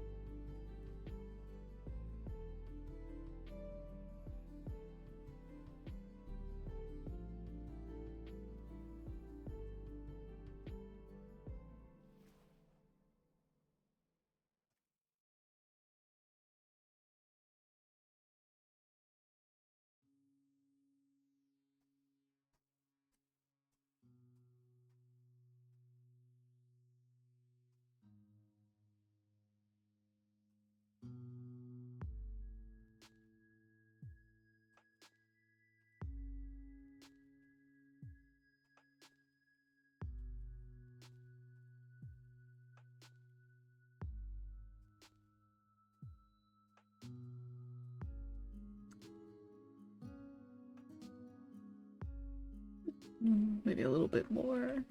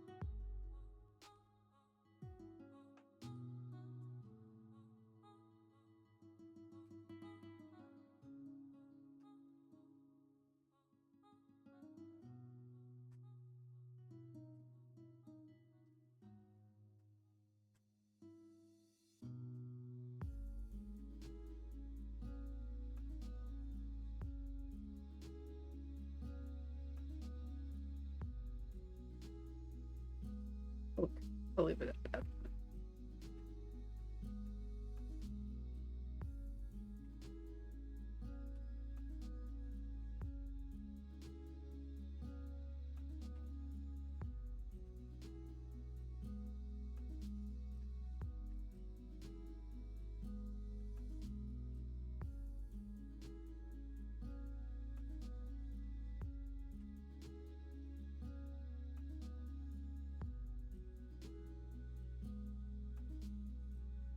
Okay, sorry about that. It's quite a bit.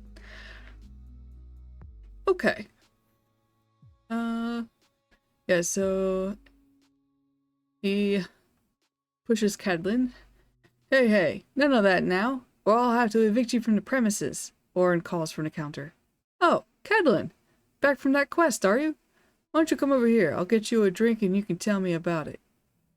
The Drakari harumphs and looks ready to ignore the warning, but Cadlin ducks away and goes to the bar counter. He sits where indicated, but in a way that lets him continue to keep the Drakari in the corner of his eye. Fortunately, the mage gives it up and turns back to the quest board. Yeesh, that guy's an ass, Orin complains under their breath. That's Bresu Dreamweaver, from some guild in Newham. He should just go home if he's gonna act like that towards other venturers. An embarrassment to guilds all over Erwick, agreed Orin's companion.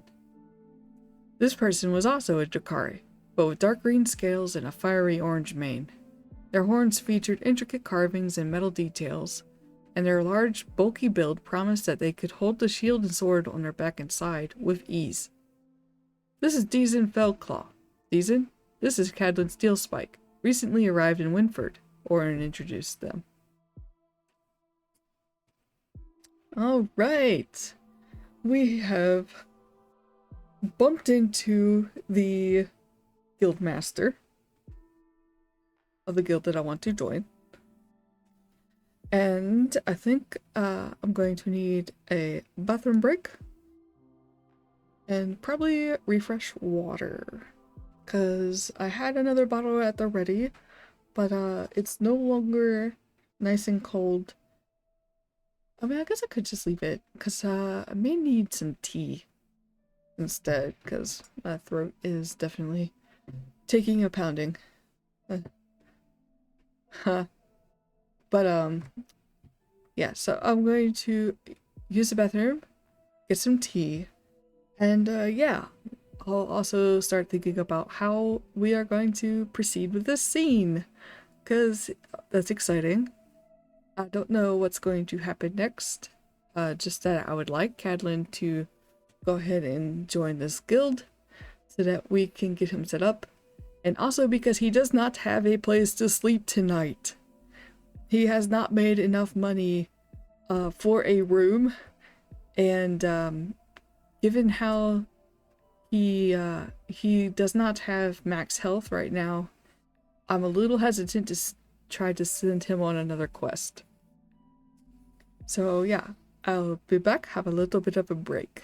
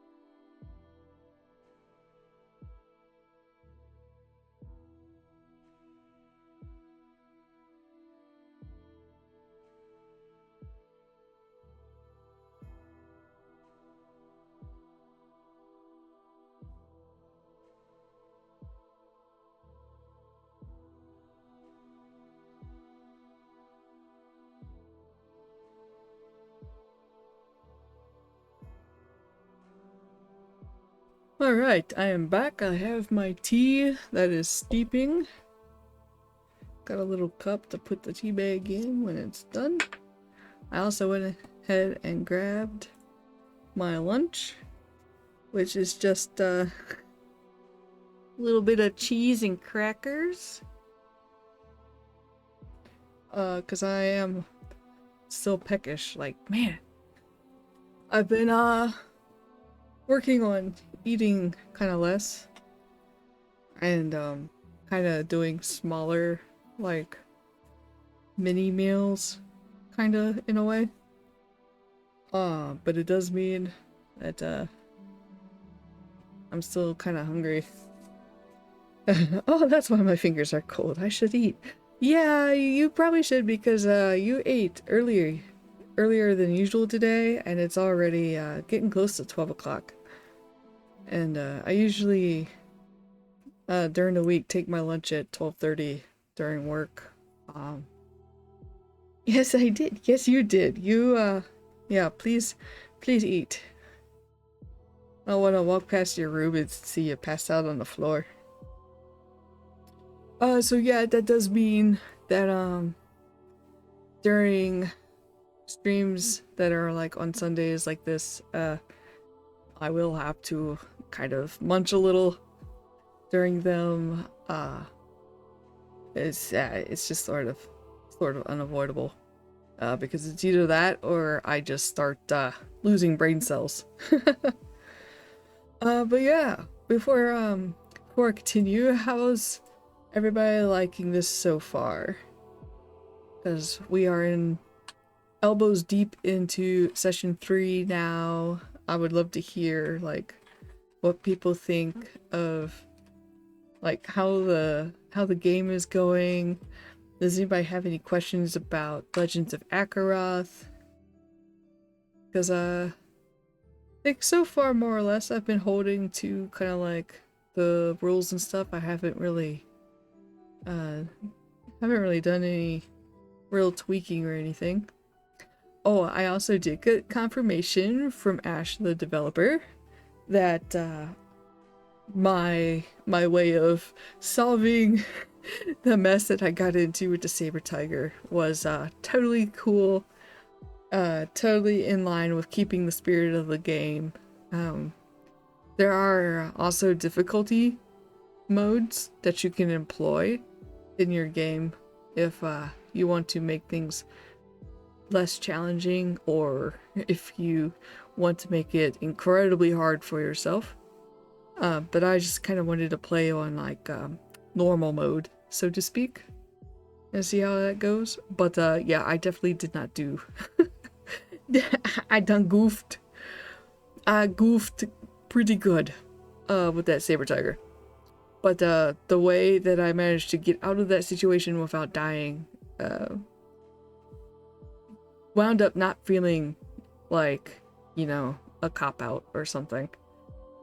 It didn't feel like, well, I'm my own GM. If I don't want to die, I don't want to die. You know, I did find a way to work with the narrative to keep alive. Because, yeah, dying in session 2, after I spent so long drawing him, trying to draw him and to make him look good, like, yeah, no. I would have cried. But, I did my best, and I feel like it worked out pretty well, because, it even helped me develop his character further.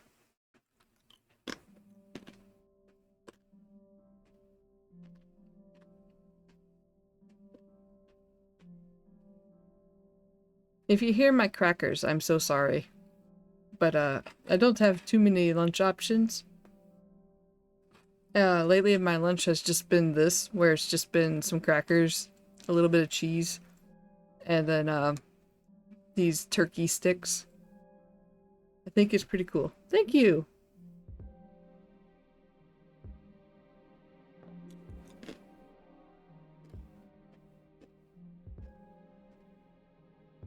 Man, even when I lean away from the microphone, it can still kind of pick up my crunching.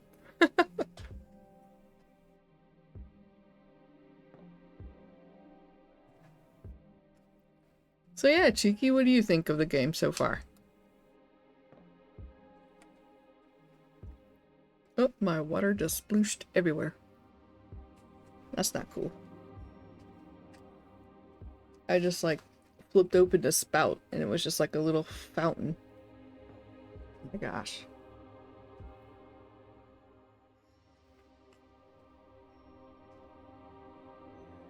Oh, that's a big splash of water.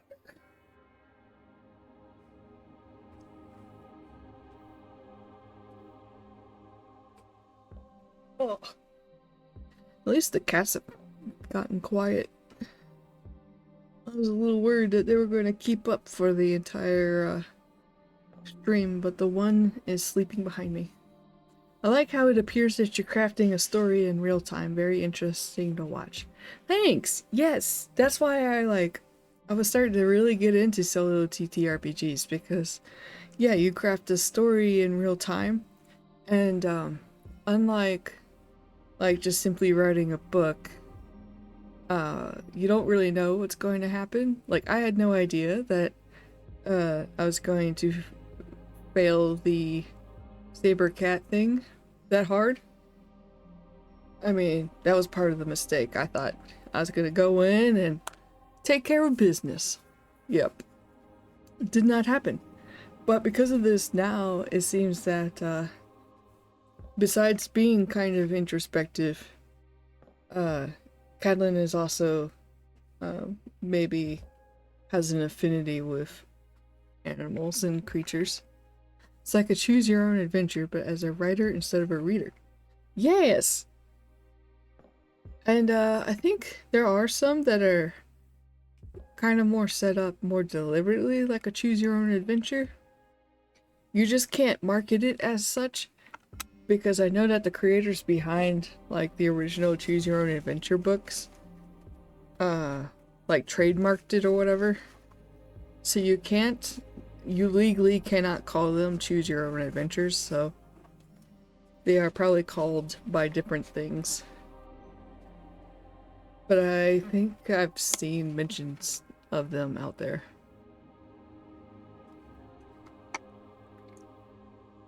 Kind of more of like a, if you did this, go to page 2. If you did that, go to page 4. That kind of thing.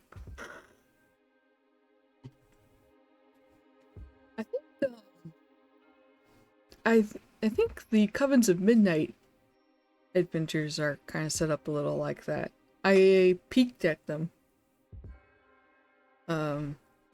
last month because I was considering doing Covens of Midnight for a potential stream, but I wasn't quite sure if it was really going to work out well because at the time we didn't yet have permission to start streaming Legends of Akeroth and talking about it and stuff. But like just as I was starting to like read the Covens of Midnight rulebook, we like the silence, the embargo was lifted, and so I was like, oh, never mind, because I'm going to stream Loa, which was cool because that's what I was really wanting to stream.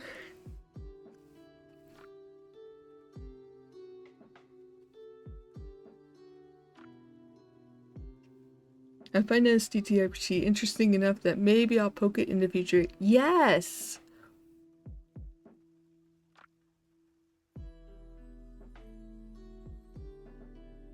Like, you and I have plans to play Draconum together as a duet with me as the Herald. But I wasn't really thinking too much about being a Herald for a Loa game for you because the combat is a little bit more complicated to keep track of. And so, at least not until I have it like completely down pat anyway. But yeah, just let me know. And if you want to join in on a one-shot with someone else as a herald, just let me know, because I know a guy who sells who sells games out of his trench coat. I mean, they're not being actually sold. They're free.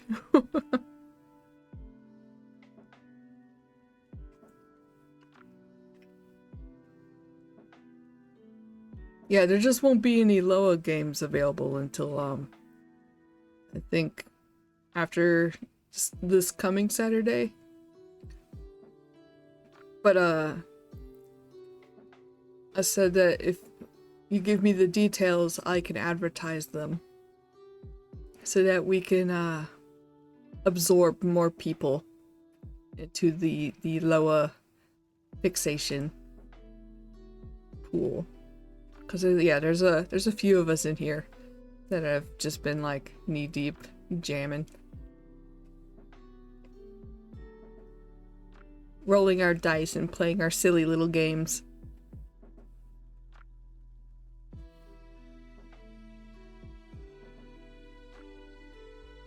I wonder if I should make a little status message for munchie break, snack break.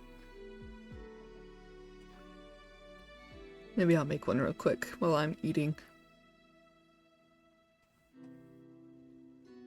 Because I think I'd like to go for maybe another hour.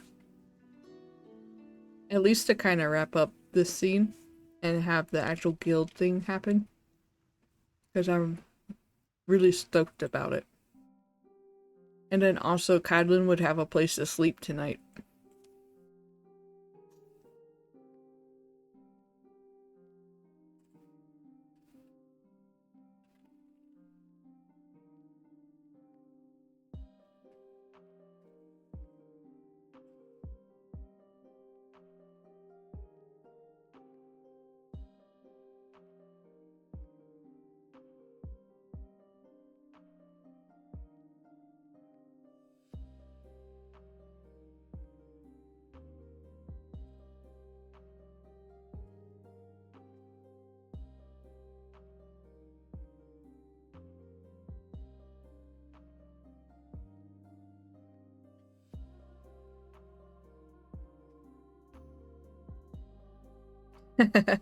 If I was to be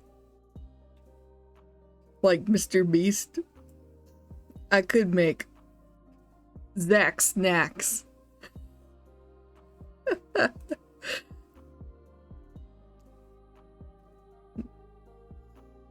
Mine would be much better though and not have mold in them.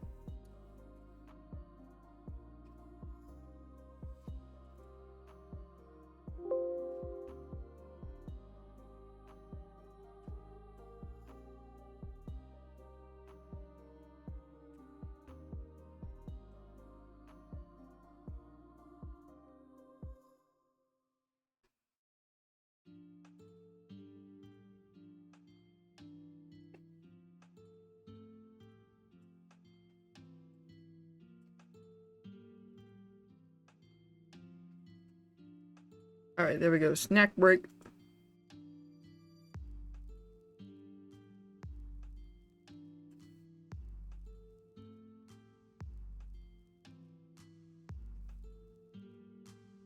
I think my tea is done steeping too.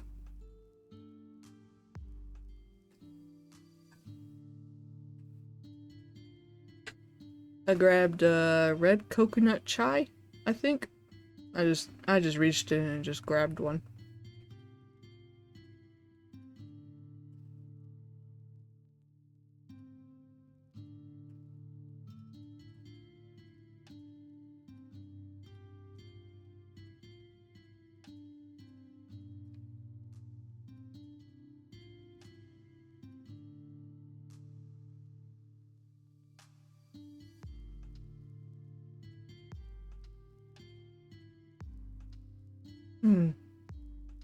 Let's see. Maybe while I'm munching, I'll talk a little bit about guilds so that y'all can see why I'm so stoked.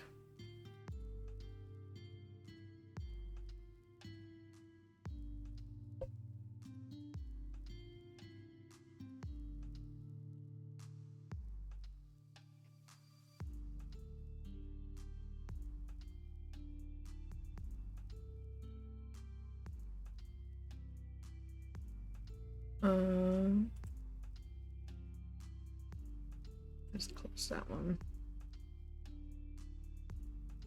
Let me find.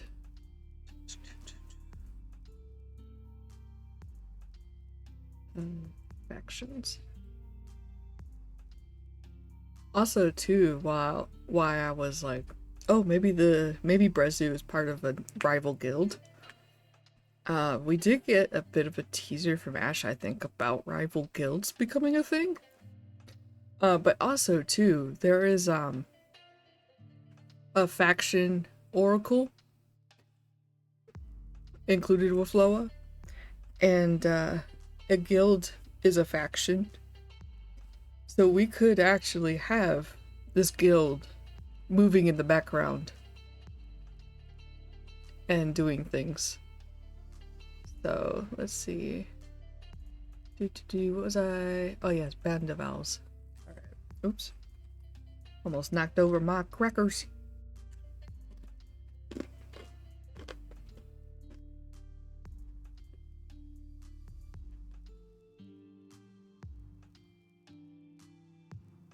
What? I didn't actually put the guildmaster in here? I don't know.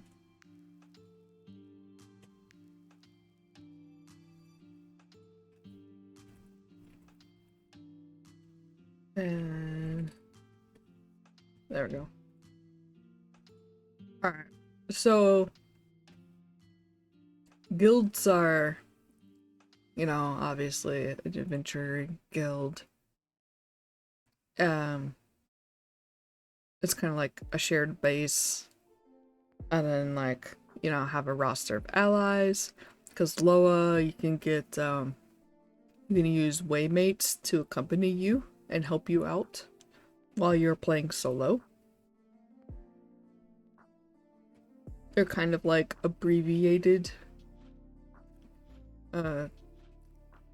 character sheets in a way. Actually, I think this is, yeah, here's an example right here. So like the character sheet, oh, you can't see what I'm looking at, that's right. That's fine. Yeah, so they're kind of abbreviated. There's even tables to generate a waymate too. But a guild, you know, kind of helps bring them all together if you wanted to do that. It includes some tables that you can roll on to create a guild. And then there's perks. So, because we're level 1 guild rank, I went and took guild barracks. And if we get to it, you'll see why I chose that one. But when you take a downtime at the guild, each hero can take 1 additional downtime activity. So that's cool. Normally you get 3 downtime activities, but now we can have 4. Or we will when Cadlin joins the guild. And then there's things like training hall, silver tongues for negotiating, a tinker's workshop,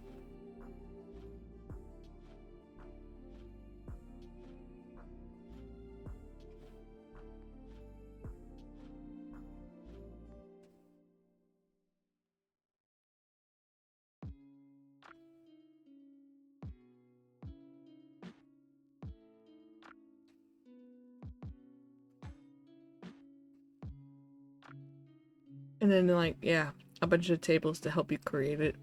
Like a specialty, what kind of quirks it has. Mine has a mascot. Oh, they also wear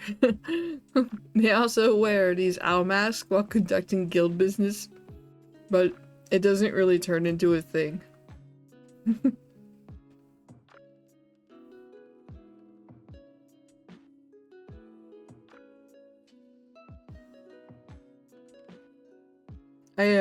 I made the guild before I started the campaign, just because I was playing around with the different stuff inside the rulebook. Alright, I think I haven't finished eating, but I'll have a little break from eating. A break from my snack break.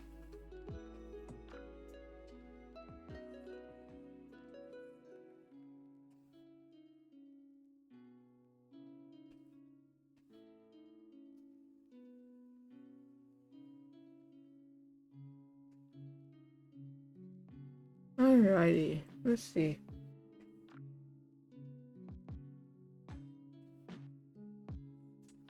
Yes, please get some food.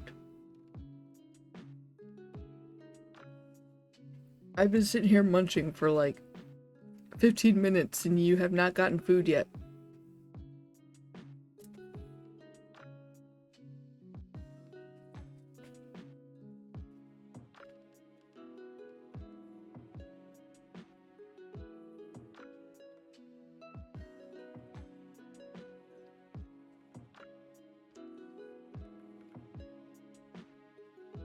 Alright, so I have two NPC dialogue tables to kind of help me out. Both of them are D100 tables, although I think they're a little abbreviated. I don't think they're actually... It's not actually a D100. Like, there's not... It doesn't have 100 different options. But it's still... They're both still pretty long, so I think I might use those to kind of help me out with this conversation. Because while I know what I would like to be the outcome, I don't know how we're going to get to that outcome.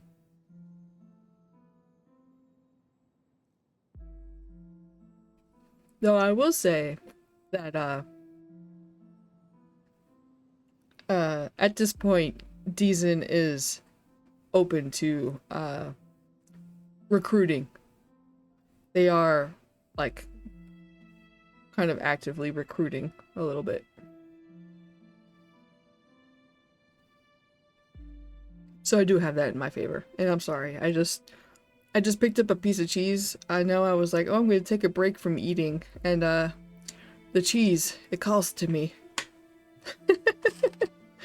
I love me some cheese. Although this is not good quality cheese. This is just cheap Walmart cheese, but that's all we can really afford right now, so cheap Walmart cheese it is.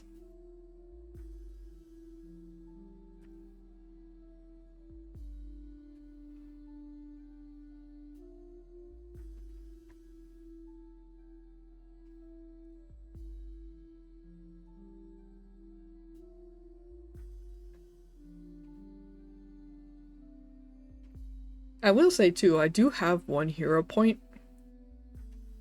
'Cause I think you start out a scene with one, and I haven't used it yet. But it would not have helped me with the saber tiger. And I think I'm just gonna save it on like a pretty critical moment.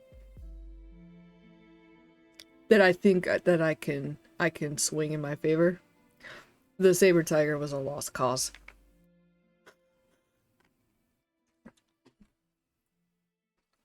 And now I gotta blow my nose, of course.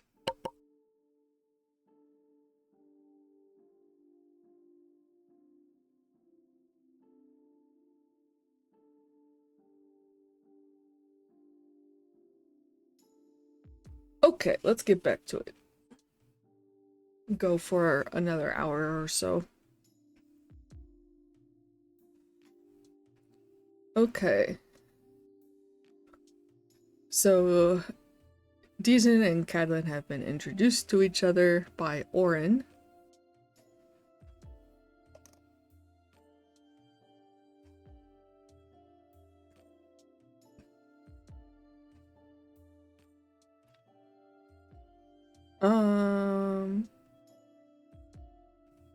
I think that Orin is going to slide over the drink because they were probably being truthful about getting him a drink. I don't think he's going to charge Cadlin though, because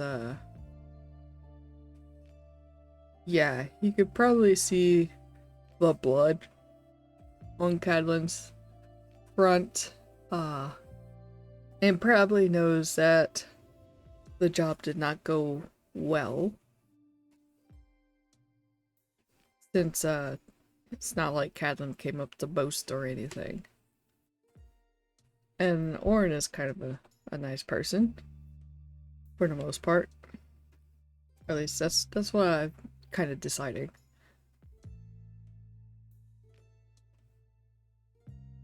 Deezen is of the type of person to not really hang around people that are not good folk.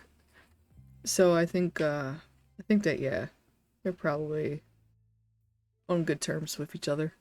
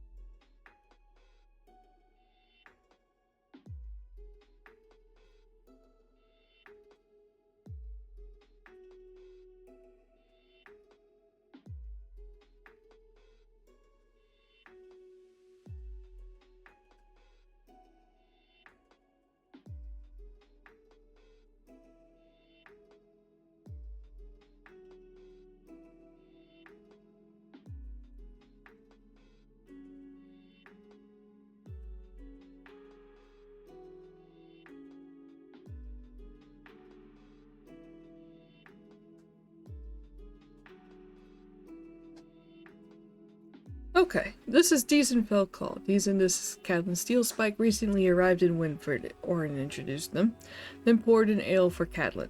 When Cadlin moved to get his money, Orin held up a hand. Nah, don't worry about it. I could see that the business at the farm didn't go that smoothly. You alright? I'll be fine. It's just a scratch, Cadlin says, but he takes the ale and drinks deep of it. The buzz might help dull the pain in his chest. Orin snorts, but is tactful enough to leave it be. Alright, so I think this is where we would need a topic of conversation.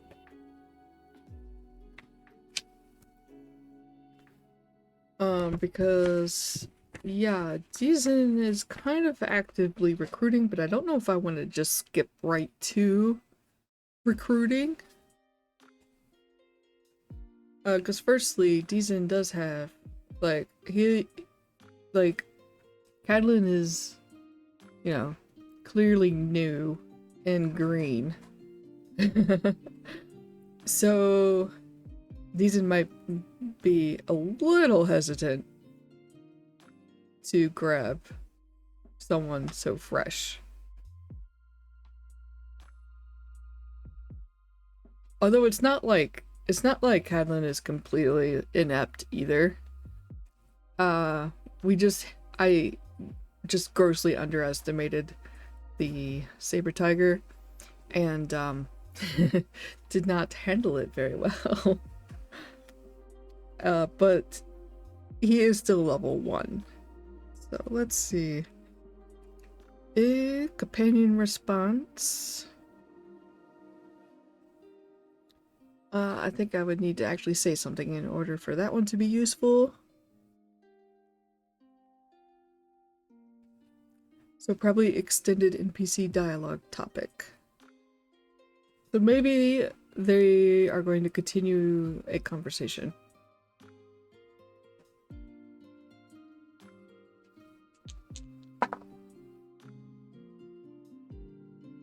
Got a... Oh. I think I nudged the dice. Let me just roll again. Okay, that time I could read it. I'm seated a little far away, and sometimes the glare of the lamp makes it a little hard for me to see the angle of it. Okay, so I got a 66.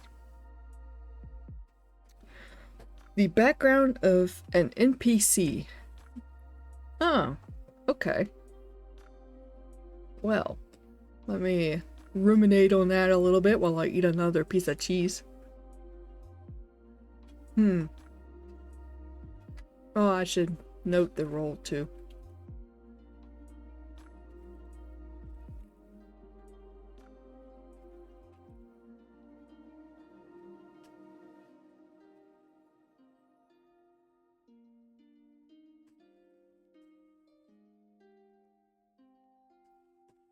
Ooh, I think I got a good segue into this.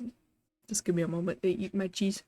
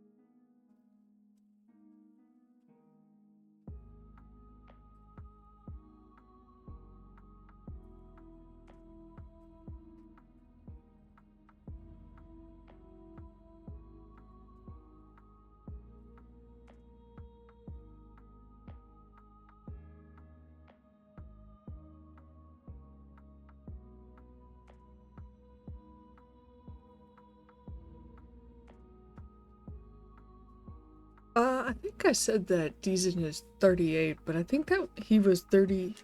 I think they were 38 back when I was playing the game. And since that game, it had been 2 years, I think. So they would actually be more like 40. But they're not like obviously not that old by Jakari standards, which I really did not think about when I decided their age. So I may update their age, but they are kind of getting a little closer to kind of middle-aged. So they are not a spring chicken like Cadlin is.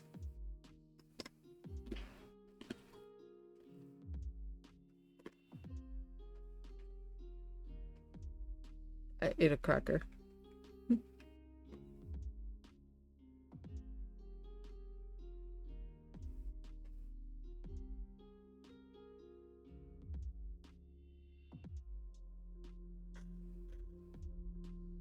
Alright. Okay, so I rolled for dialogue topic, background of an NPC. Not unlike your beginnings, I'd wager, or instead turning to Deezen. I'm sure you got into all sorts of pickles when you were Cadlin's age, eh? Deezen laughed loudly, making Cadlin nearly slosh his drink. Very true, yeah. You're right about that one. I got into all sorts of trouble back then. Can't be doing that as much these days, though. Alright, so maybe this is how we could potentially segue into a recruitment, but maybe we need a little more pushing, or like a little more oomph in that direction.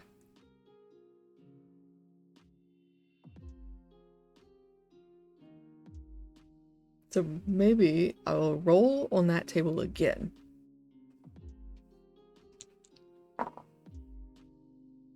$37. Let's see if something relevant pops up.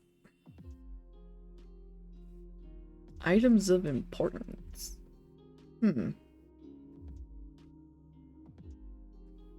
Let's see.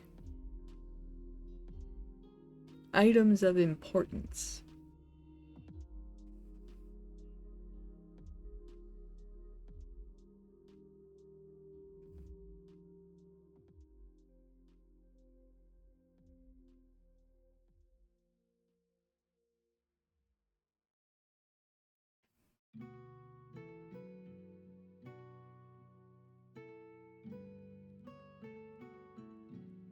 Is my tea drinkable?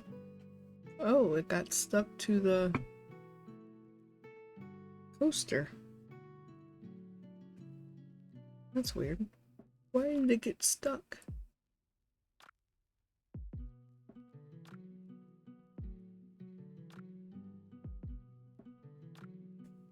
I think there's something sticky on the bottom of my mug.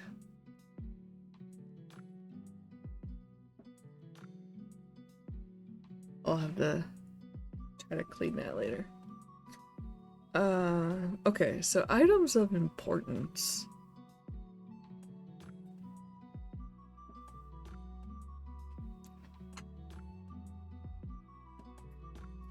Ooh, I think I could definitely tell that that tea might be a little aged. I let it steep for a good while, but it's not that strong. And it's a chai. But that was from a batch that my mom gave me that she had lying around. And we've had it for like a good year. So might be past its freshness. Yeah. Yeah, it was one of... No, I mean, no, you probably don't have to toss them. That turmeric one that I tried was definitely still potent. But, yeah, it was one of those triangles. Items of importance. What can we link to that? Maybe Deezen's group has taken on a quest and it involves some kind of item, perhaps. This could be where I break out the quest creation here.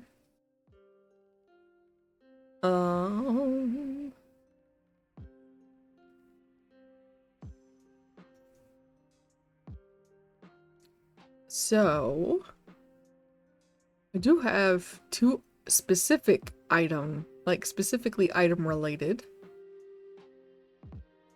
objective types. And I might expand this table as we go, but these should be pretty familiar to anybody who's played something with a bunch of side quests. So it could do like roll to see if it's an item retrieval or an item delivery.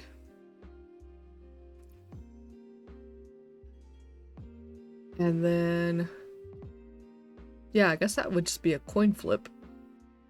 All right.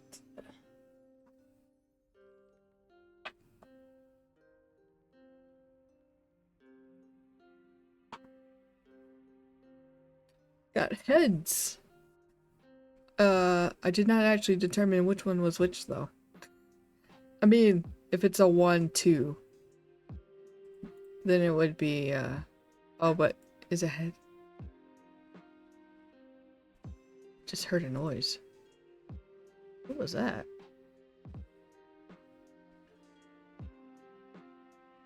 I had the headphones on and then I got the music playing softly in my headphones. But, I don't hear anything else. Maybe it was cheeky. Oh, you laughed. The way it filtered through my headset, I was just like, what was that? It sounded like it didn't really sound like a laugh. It sounded like something like scuffing or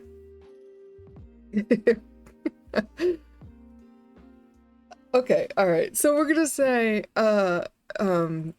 this is heads, this is tails. I honked. Yeah, it was more like a honk.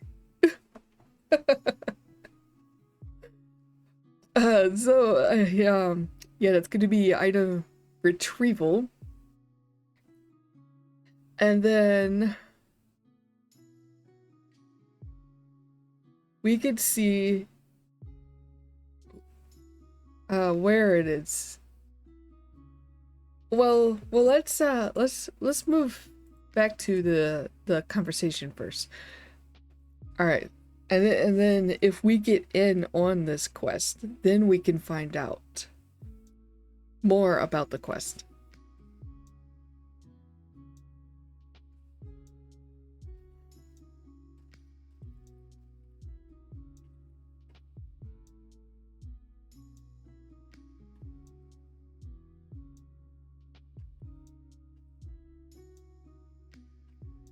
Oh, how do I spell?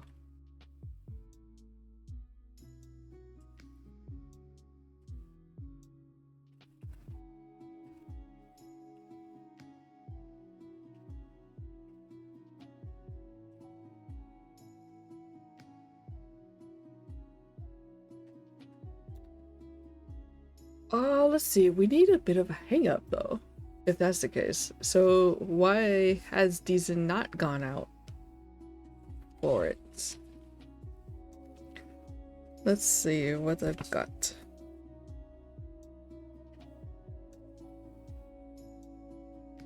What is preventing them from setting out?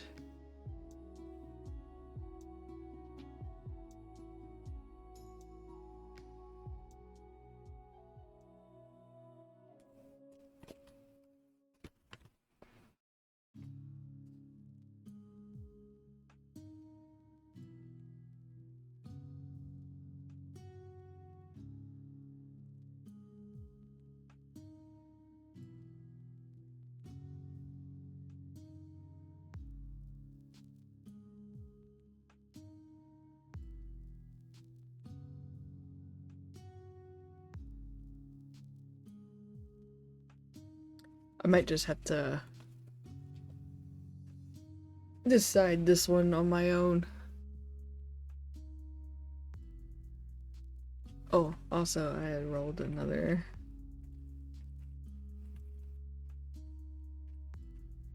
This is supposed to be dialogue.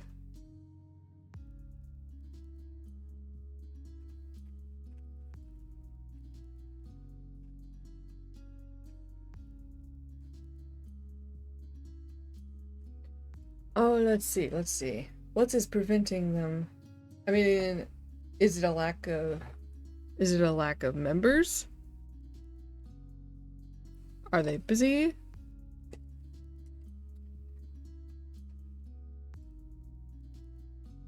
Maybe I could make a table of what I think are plausible setbacks, because I know Deezen's character, so I could whip up a few things as to what could possibly be holding them up.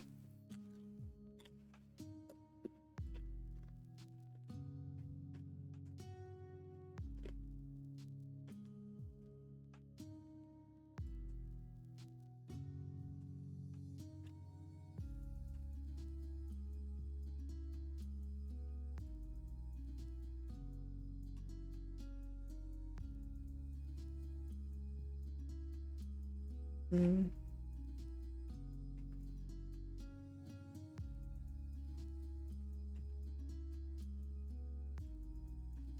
And I don't want it. There we go. Okay. So maybe Kiki, which is Deezen's Vatahim, Betahim? I don't know how to say it. Betahim. Betahim. I don't know why, but I guess in my head I've been reading it as Vataheim, but that doesn't make any sense at all. So it's like Vatahim.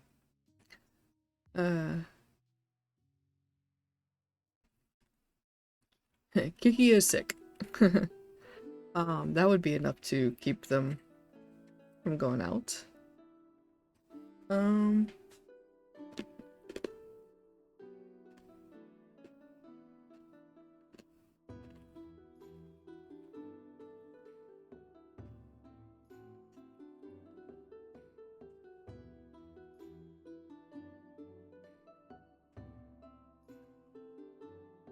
Needs another person, but no one is available.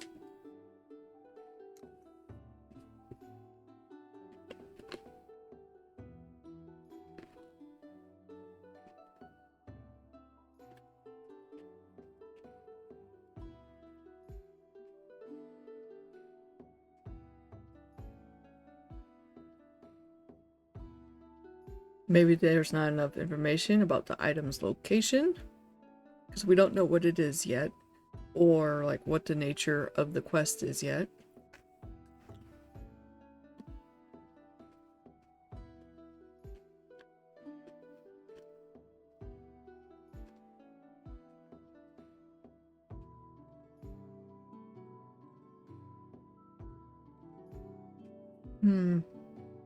I need one more for a good dice roll.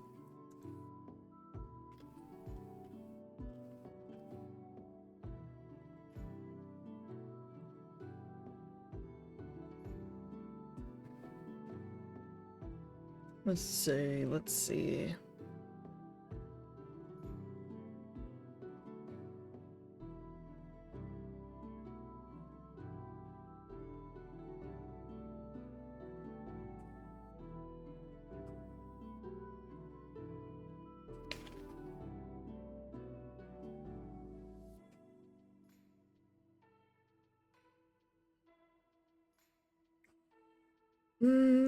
Plot point.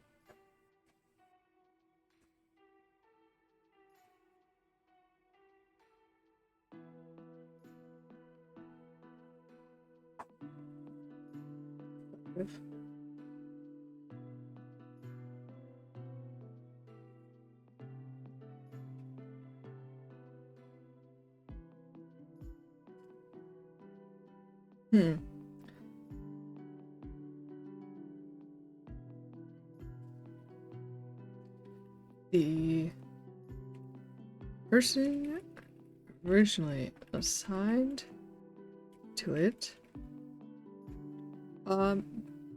maybe they quit the guild.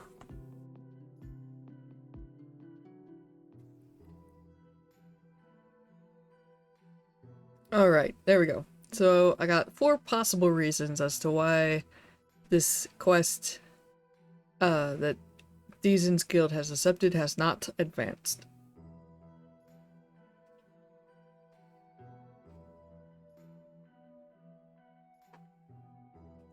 Oh, I got the 4. So the person originally assigned to it quit the guild.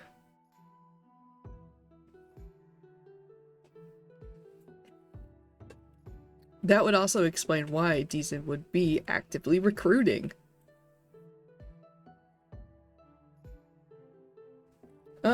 Let's see, I'm just gonna grab like a random name. I don't think that whoever this is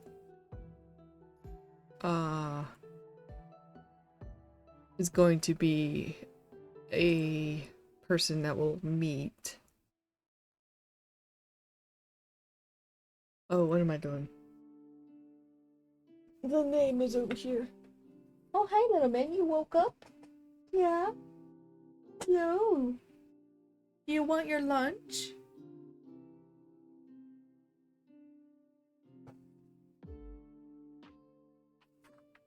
Oh, there we go. It's in the back.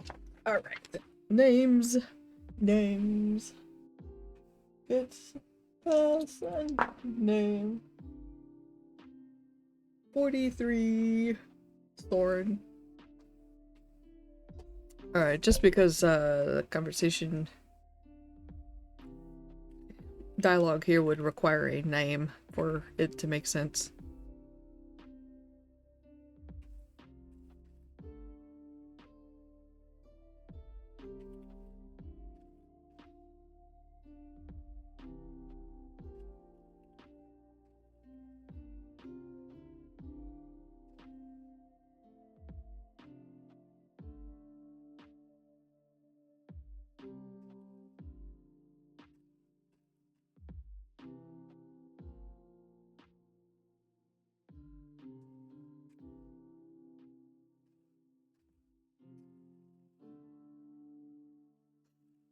Well, let's see.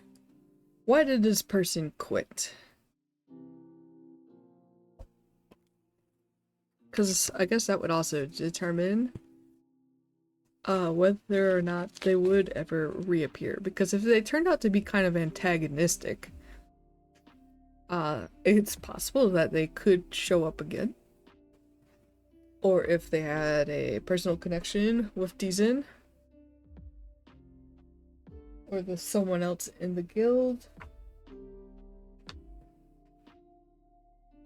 Let's see, action oracle, theme oracle.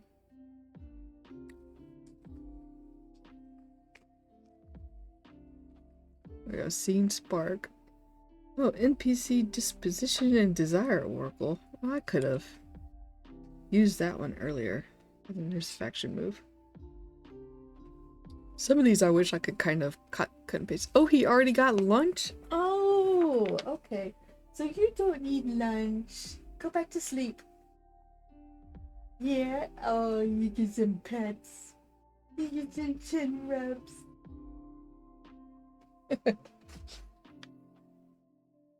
This is the good boy. The one that doesn't yell in the hallways for the most part.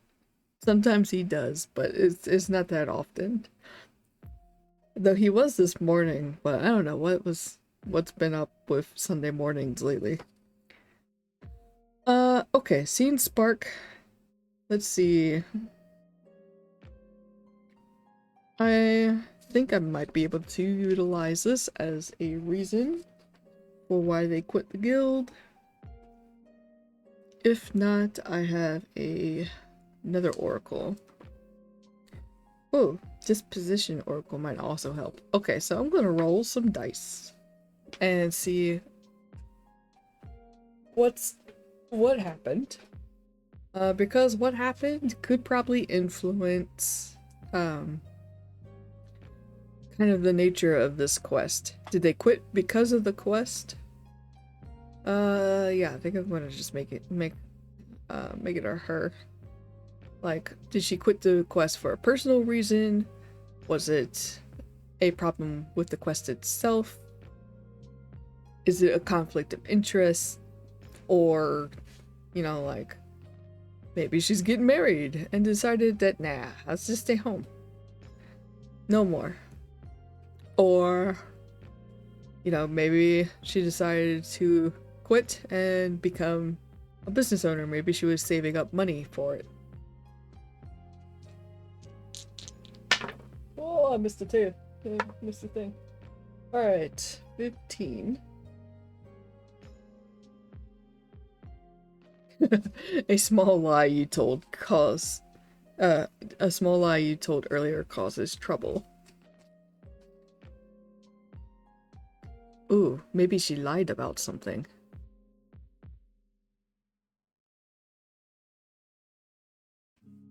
Ooh. Maybe not a small lie. Maybe it was a big lie.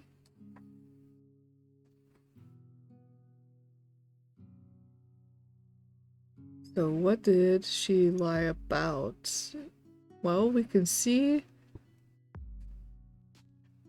disposition would say if it was like what kind of lie was it?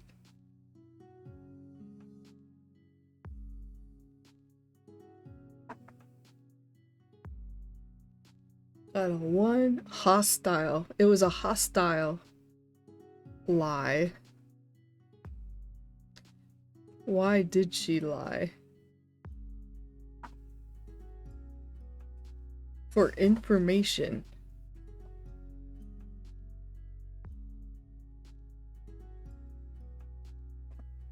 She lied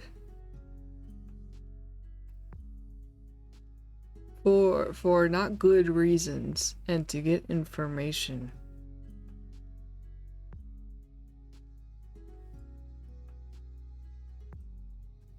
So maybe it's not so much.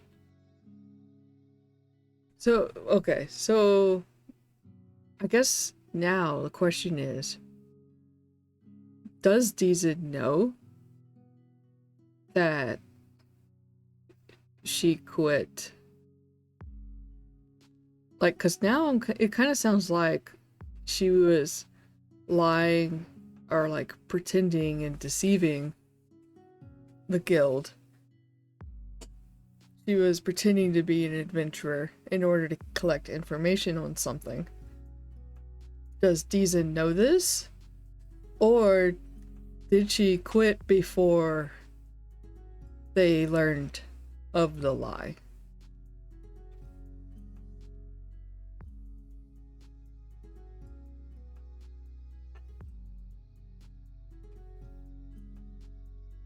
Maybe maybe that'll be another coin flip. Or I could introduce a middle road where maybe Deezen doesn't know for sure, but they suspect something is amiss with it. I don't know, this may actually be a new NPC, but we won't determine all the details or anything. Instead, I'll just make a quick file that I can link to and kind of leave it at that.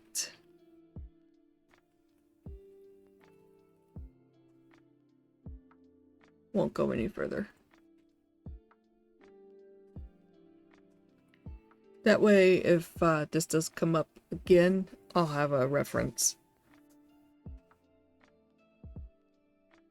And then I'll be like, okay, I can just go back to this session. Okay. All right.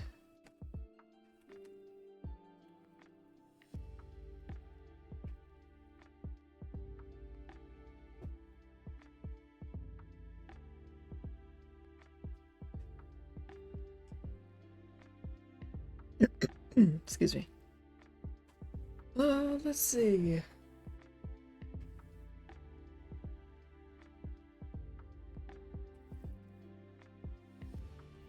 So the options would be no.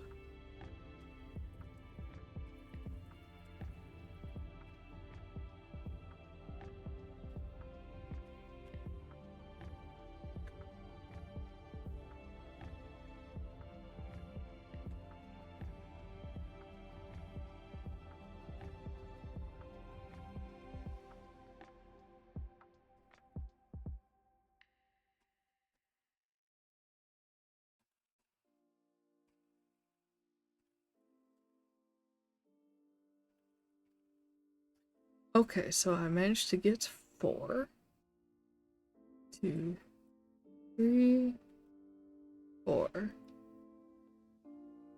What did I wind up with? Oh. Okay, so on a 1, no. On a 2, no, but Deezen suspects motives were impure. 3 is yes, but this reason too is a lie. So,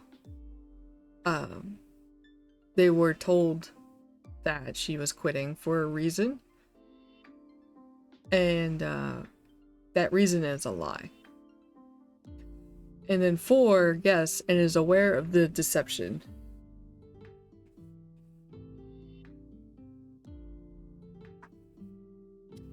Three. Ha ha ha. Okay.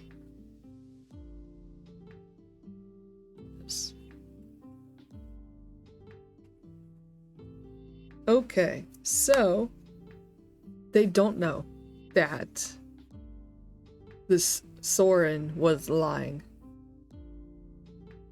and the reason that she quit is false.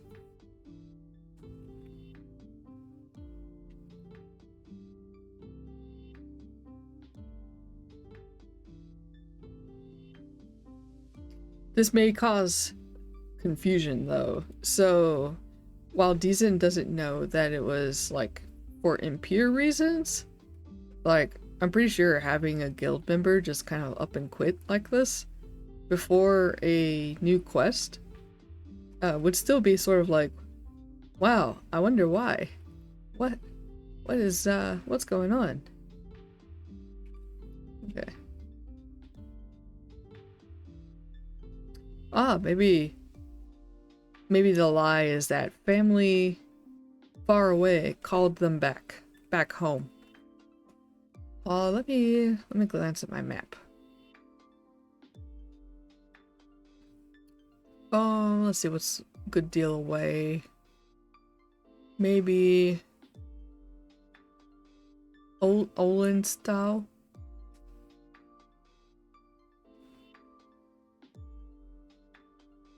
Or maybe just Shimin.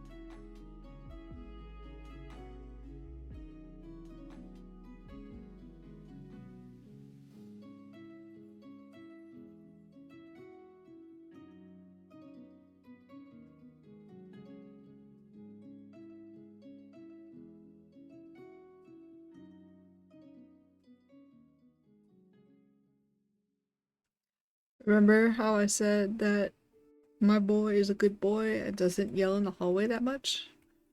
Yeah, I guess I shouldn't have said that out loud to the universe. He is now yelling in the hallway.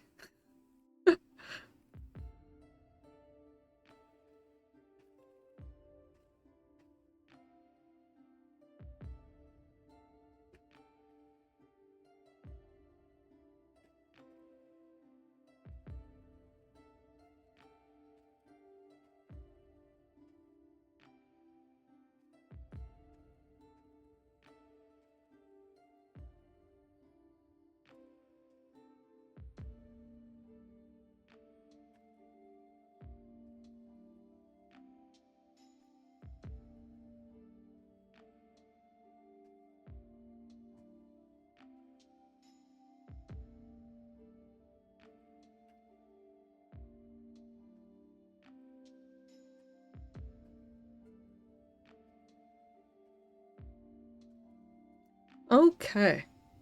A family in Shibin isn't doing very well, she told me, Deezen said. Kind of odd, though. I didn't know she was from there. But because she's gone, I don't have anyone to fill the quest. I might have to rescind my claim on it. I bet a certain someone would eagerly snatch it up, or inside eyes the Jakari mage by the quest board. Don't think I'd want that to happen.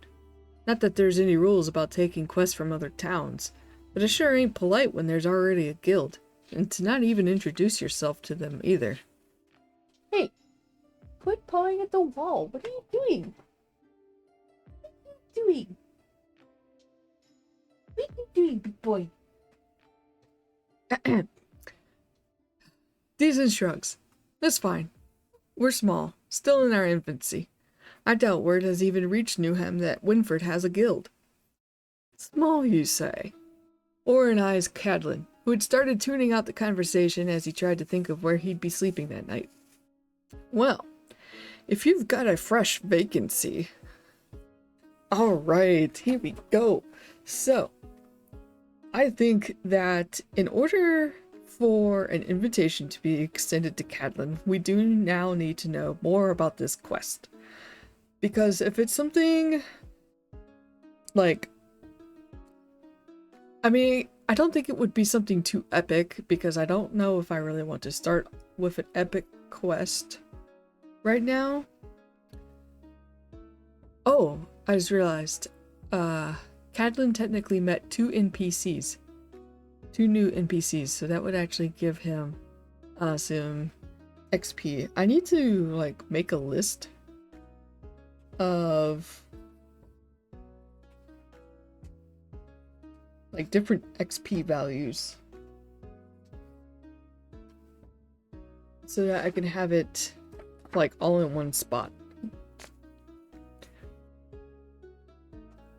Except enemies. Enemies are kind of easy because I think it's right there. Oh no, wait. I have a table for that, for the enemies. But yeah, I need to put like all EXP in one spot so that I can see it more easily. Okay, so NPC XP can range from 25 to 50. Let's see, I would think that Brezu, while a notable NPC, is going to wind up not like maybe in the middle. Why are you yelling? What are you doing? You had your lunch. Go back to sleep.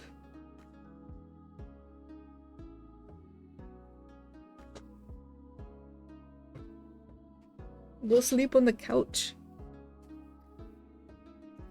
So 25 to 50, kind of in the middle of that would probably be about 35. That seems pretty reasonable for a guy like Brezu. So 35. Yeah, where's my calculator? Because again, I can't do math when I know I'm being watched. Oop, time to wrangle. Yep, Cheeky is kitty wrangling right now. Okay, so this is going to be 50 now. And then for Deezen is going to be pretty noteworthy. Because they are the guild master. So I think they will have quite an impact. And that'll be 50. So we are now sitting at... He forgot that I gave him lunch. Oh, little man. He, yeah, sometimes, like, we'll feed him, and then if he doesn't see that we fed him, like, actually lead him to his bowl and show him that he has kibble in it, sometimes he just doesn't know or catch on that the kibble noises he heard earlier are his kibble noises.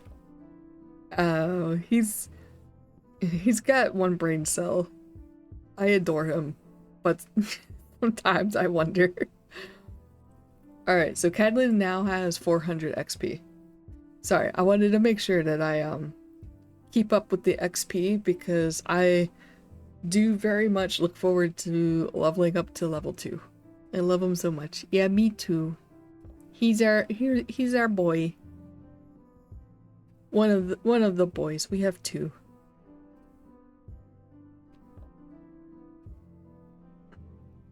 Alright. Cool. 400 XP. We are slowly but surely making our way towards level 2. Because we need 1,000. Alright, but Catalin is level 1. He looks like he's level 1. He has no armor. He's just wearing robes, travel robes that give him like 5 defense, and that's it. He currently has blood on those robes. He's well, it says travel robes because that's what the stats said. You can tell from the artwork he's not wearing really travel robes, but just pretend. But yeah, he's been wounded across the front of his chest. Yeah, he's a greenhorn. So depending on this quest,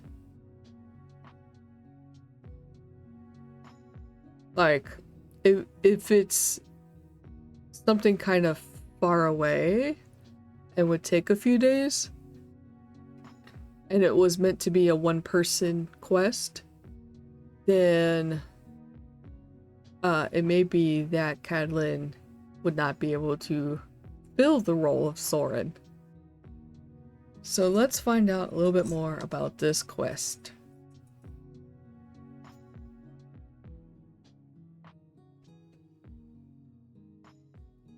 Oh, 1 second. Did we get a delivery? Oh, we did. Cheeky, if you could peek to see if we got our cat food.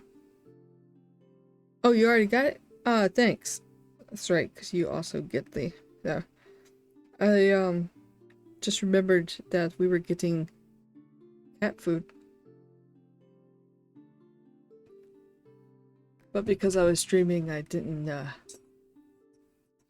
want to go out and get it. So I had it shipped, and in Walmart's terms, sometimes shipped is just simply delivered. So I was like, oh, it's gonna be here today. I'm like, oh, that's nice. Cool, cat will be able to eat. Alright, so we've determined that it's an item retrieval. How far away from Winford? I think if I get a 1 or a 6, I will probably... Well, it probably just needs to be quite near then, because anything farther is going to be out of depth, I think.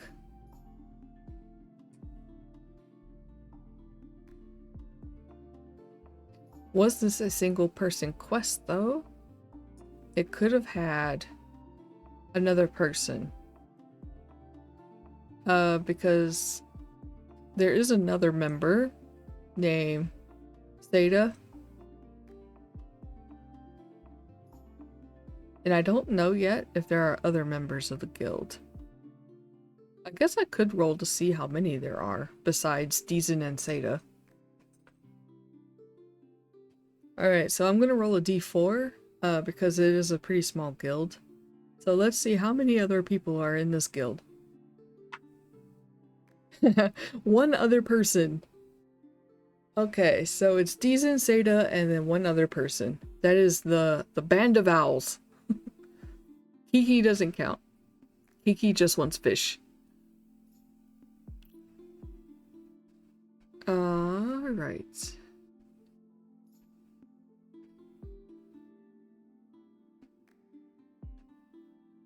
How many people would this quest require? If I roll a 1 and a 3, it'll be a 1 person. If I roll a 2 and a 4, it'll be a 2 person job.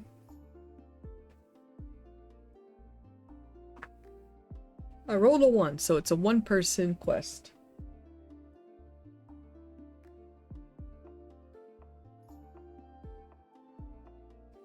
Let me...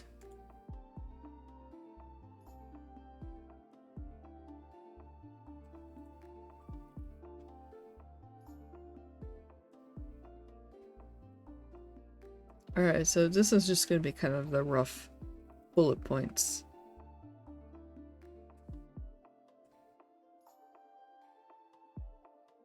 Guess I don't really need that space there. Okay. And then we will turn this into a better description afterwards. Okay, so item retrieval. It is a level enough for one person to carry out.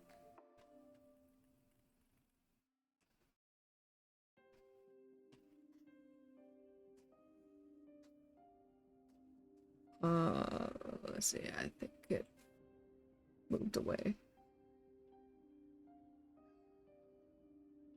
Alright. Where is it in relation to Winford? Well, if it's a single person quest where one person can carry it out, and I don't want it to be too far because the further we go, the longer the journey, and the journey can be fraught with a lot of bad things. A lot could happen in a day. So the more days a journey takes, like the longer you're out there, the more danger. There is this camp to the north, because like after we've been talking about Newham, I don't think I want to go to Newham, and I don't know how much of a, like, obviously we could retrieve an item from a town, from another like town or city, but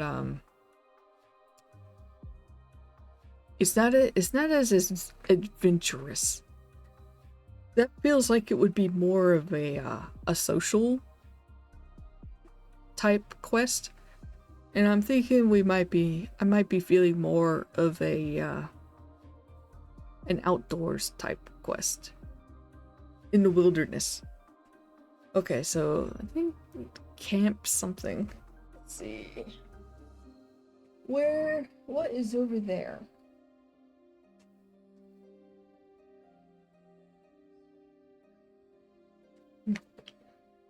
My book is all out of order. I'm gonna have to put it back into order after all this. Camp something. Camp Lynn. What is this place?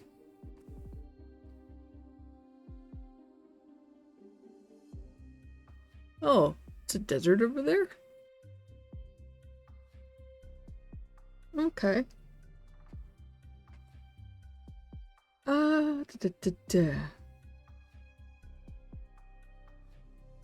Harsh desert air meets the cooler winds of Airwick as you step into the fortified boundary of Camp Lynn.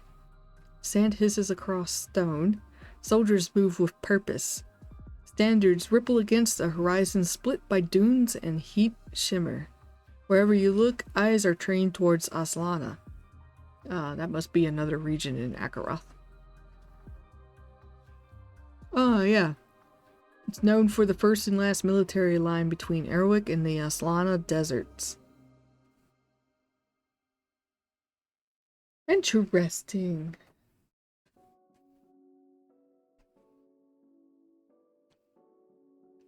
So it's not that far, but I don't know if that would be a great place to send Cadlin.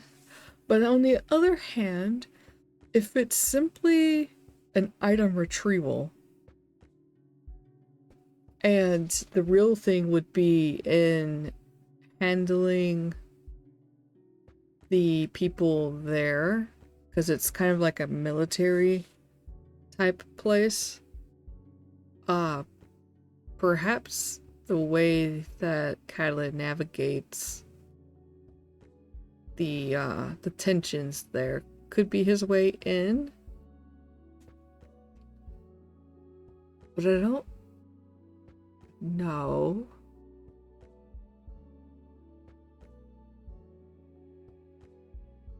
Let's see, there's also that Tower of Varin.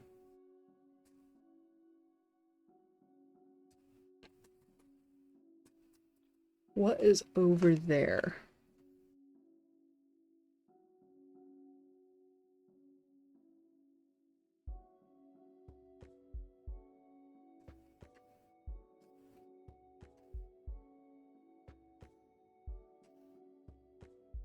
Oh, Tower Yaren, my bad.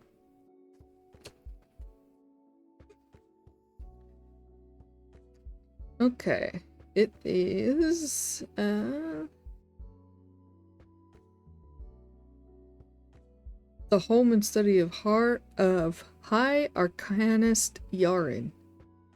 Place of arcane research and stuff. Oh, okay. Maybe someone needs an adventurer to travel to the tower for some kind of thing related to arcane study. Some kind of like scroll or tome or something like that.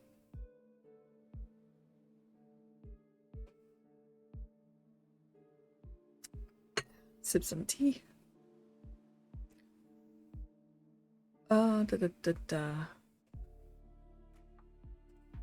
Okay, yeah, so that sounds good.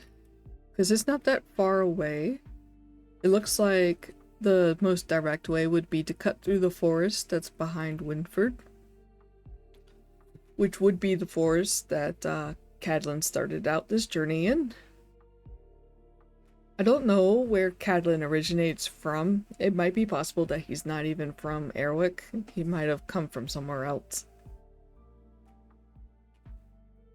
Okay.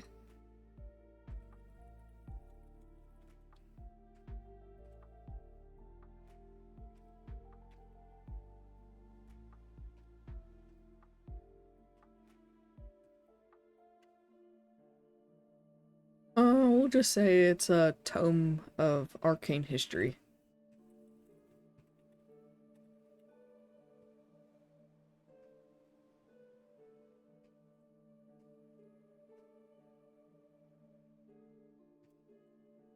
And then since Alright, so obviously this is going to be for a client. Alright, and then I'm gonna title this. Oh, I can't use brackets, but I could use parentheses. Alright, so this quest is open, and it is going to be called...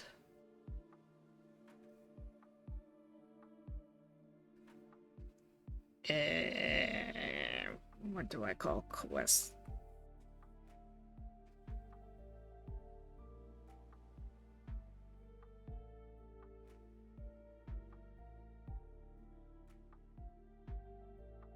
The book from Yaren. The downside of playing Final Fantasy XIV so much is that, like, knowing I am never going to be on par with whoever does the naming of those quests. I am never going to be on that level.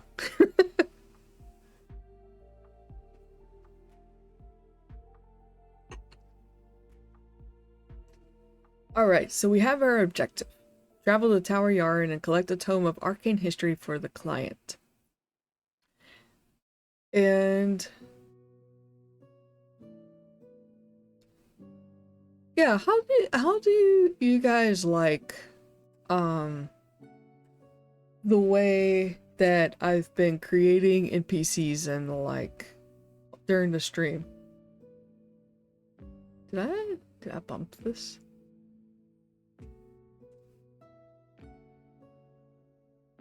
I'm gonna bump my table a little. Oh, wait, are you actually popping out? That would be bad.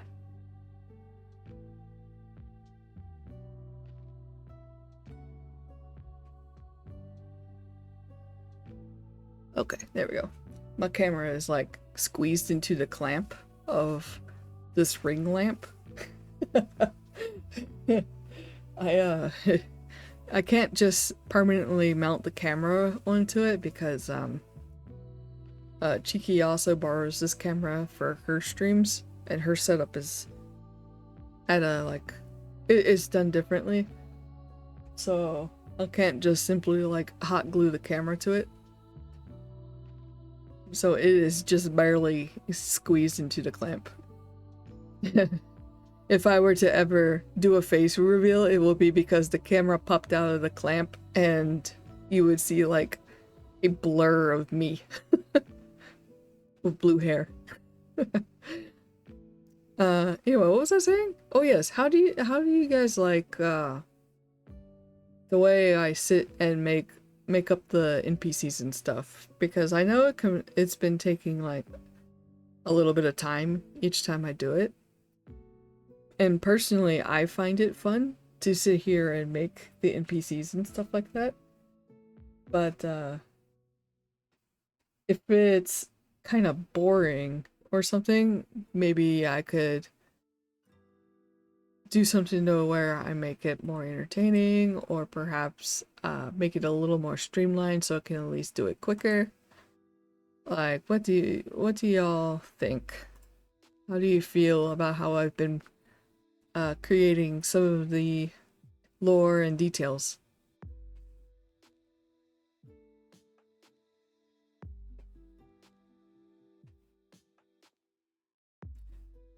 Because like chances are it probably will go faster the more I get used to doing this, and figuring out what resources are good for what scenario, and putting them in places that I can reach quicker, moving some things into obsidian,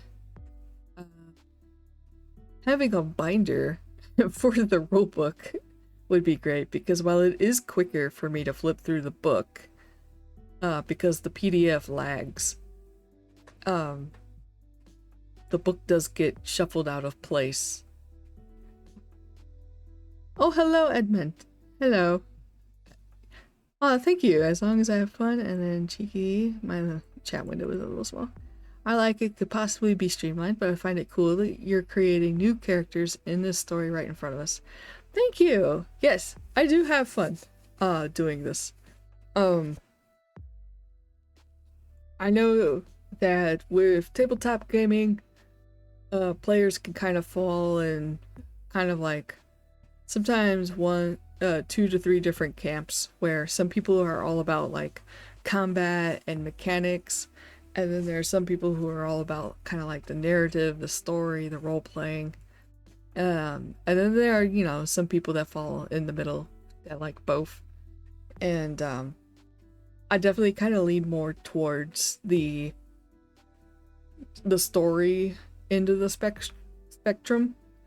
So like I am like into the combat of Loa, but I also get a big kick out of creating new NPCs, backstories, finding out how they relate to one another, or how I could connect them. Speaking of that, I actually forgot to post this well at the beginning of the session. I even had it open to link it. But I've doing a 52-week world building challenge where I sit down and do some world building once a week, and my way of tracking this is through blog posts. And yesterday I posted week 2, and it happened to kind of work on Winford a little bit. So if you would like to see a little bit more details about Winford and its history that I am slowly making, you can check out the blog post. Because I'm not gonna build everything on stream, like maybe I could do dedicated world building sessions or something in the future if people want to see that. But I am doing stuff outside of the stream. And, I lost my train of thought.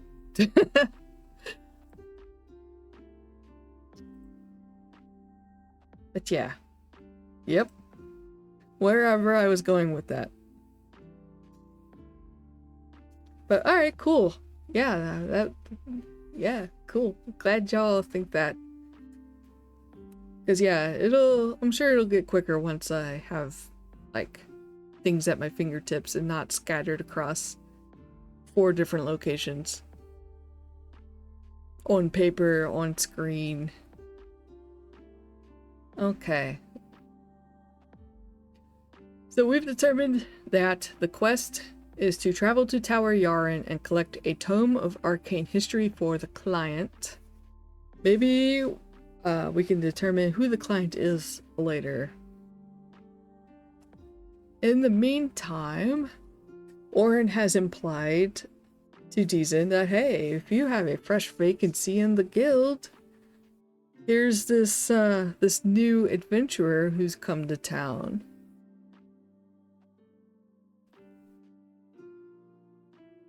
But I will say that Cadlin probably doesn't look the best. He's probably got a nice little ale buzz going, and some blood loss.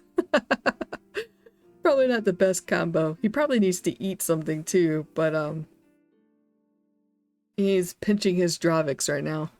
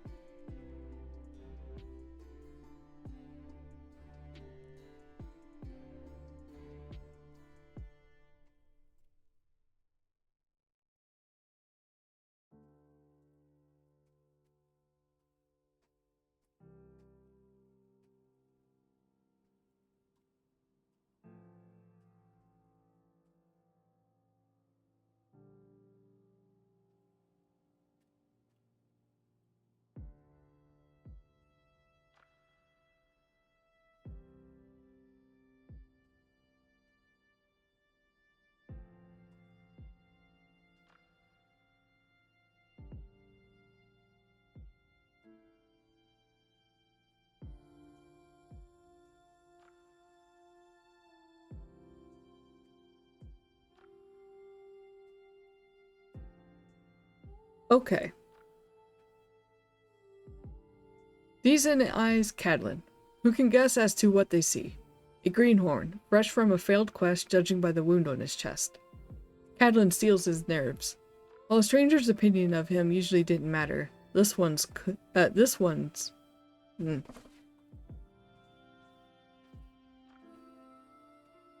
this one's opinion could.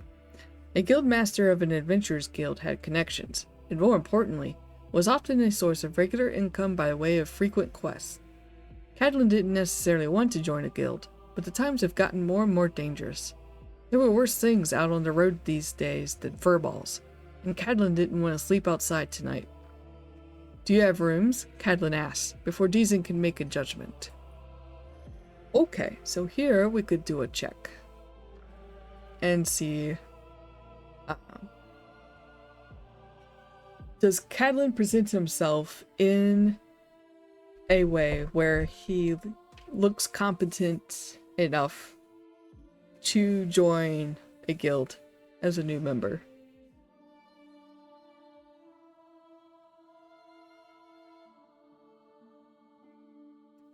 Tea time. The tea's not bad. It's not like as big of a kick as chai usually is, but it's not unpleasant.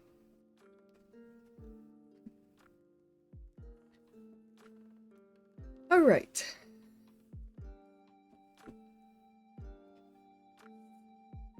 I think perhaps I could do a mind and world, because, well, I'm sure soul would work.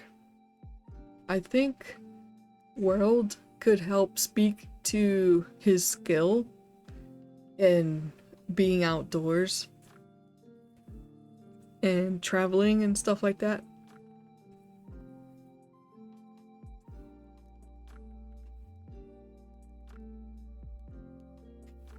Because it's not like I said, it's not like he's completely green. Like, he knows how to fire his bow. He knows how to hunt and camp outside. He knows how to travel.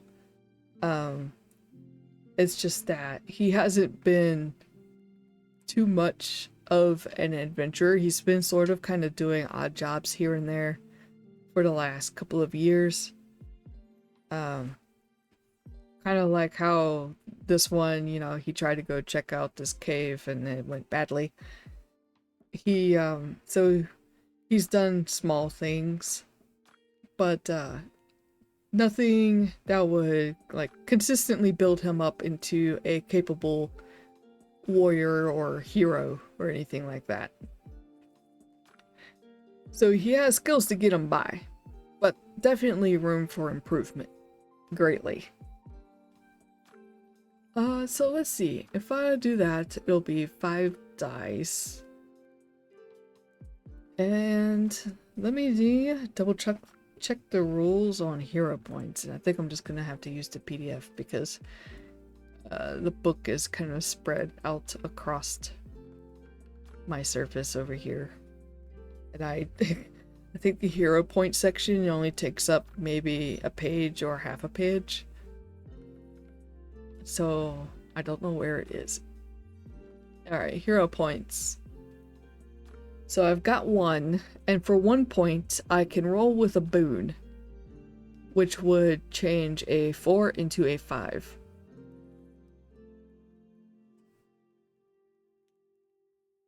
So I could do that.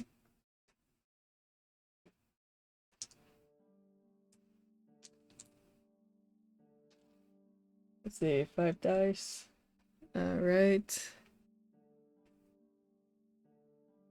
Yeah. Because it would be convenient if we were just like, hey, let us in. And Deezen is like, yeah, sure, I'll let you in. With no other caveat. Oh, I gotta reroll one that landed on its edge.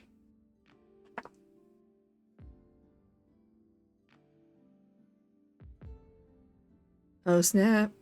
If I were to spend my hero point, I would actually have my first full success ever. Because I have 2 5s and 1 6. And then a 4. I could actually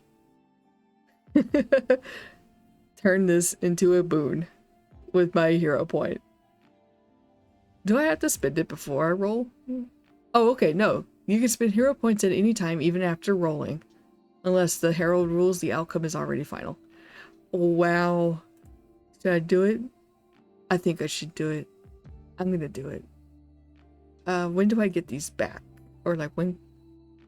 Let's see. The Herald may award a hero point. Oh, I see. Every player begins a session with 1 hero point. Alright. Cool. So the next session I can have one. Again. Alright, so let me detract that. And we're gonna turn that into a 5. Oh yeah. Okay, cool. We have a full success. Everything goes smoothly. There are no consequences, no ifs, no buts. So let me see how this plays out.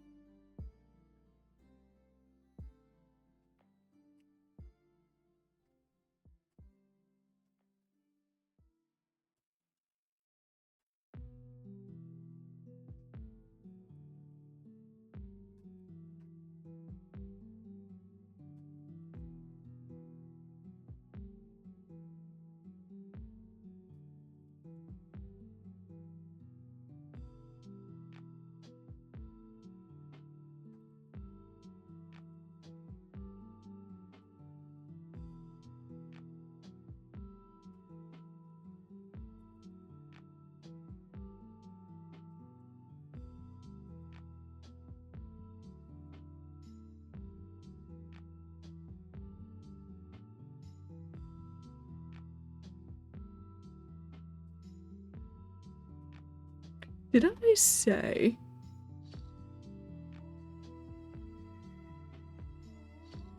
Okay, I did not. Alright. Sorry, I was just checking something.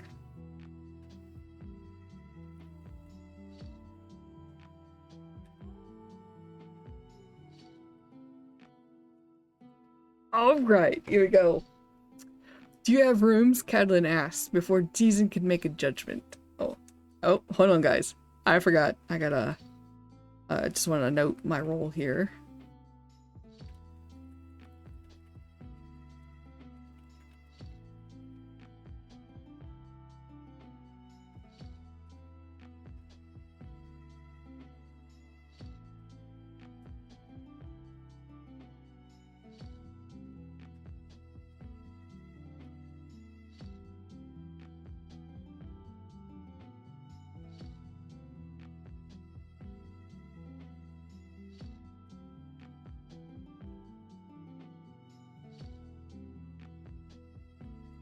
Okay.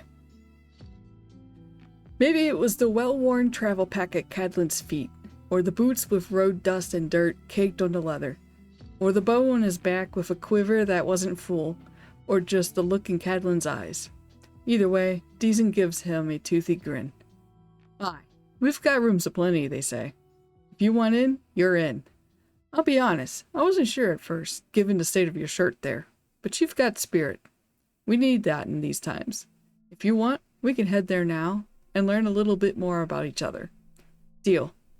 Cadlin shakes Deezen's hand, though it felt more like his whole arm was being shaken thanks to Deezen's massive hand. What's the guild's name? He asks as an afterthought. Deezen holds up his shield, a round buckler style. Emblazoned on the shield is a crest with an owl. Welcome to the Band of Owls, Cadlin.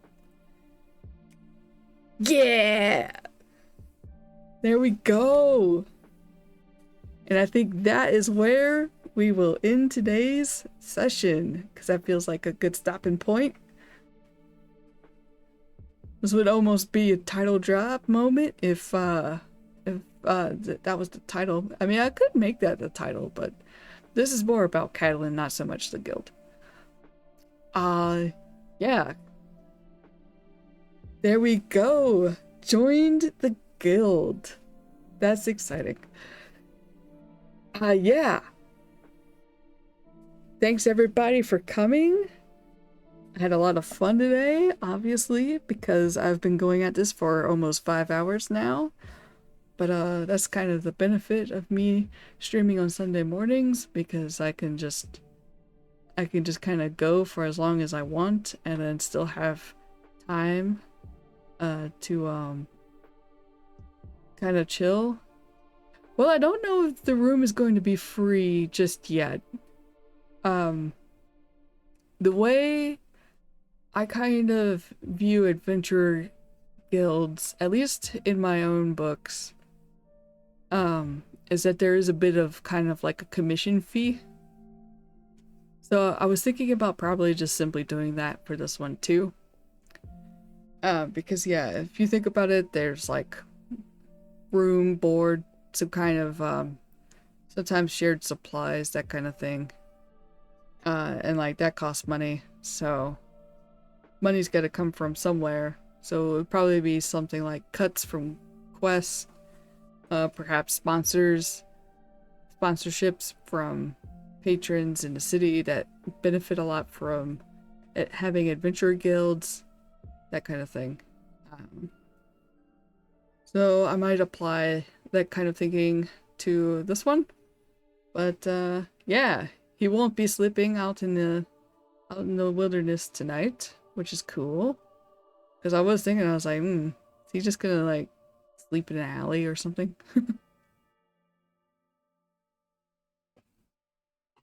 Duke it out with some rats.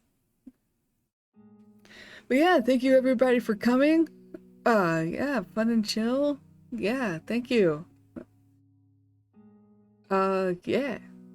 Oh, that's right. I keep forgetting that, like, rating is kind of a thing. Thanks for the stream. Well, thank you for coming. That was super awesome. And I am uploading these to my YouTube, which I don't think I've linked on my profile there. I probably should get on that. But it's the same username, so it's not like terribly hard, but I'm gonna pull it up really quick.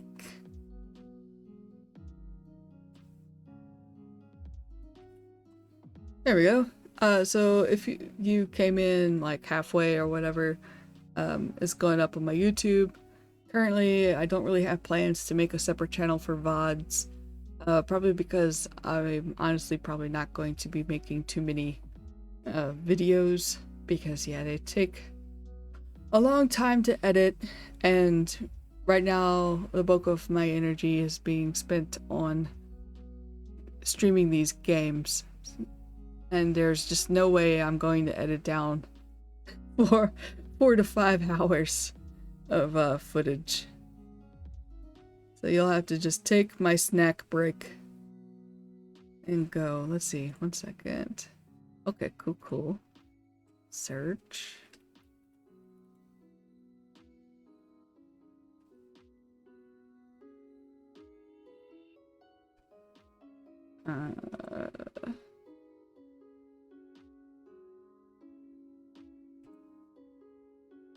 Okay.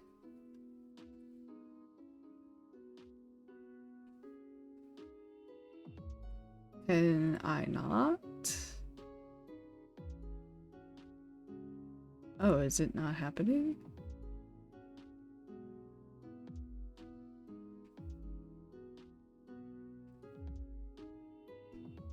Oh, is it actually? No.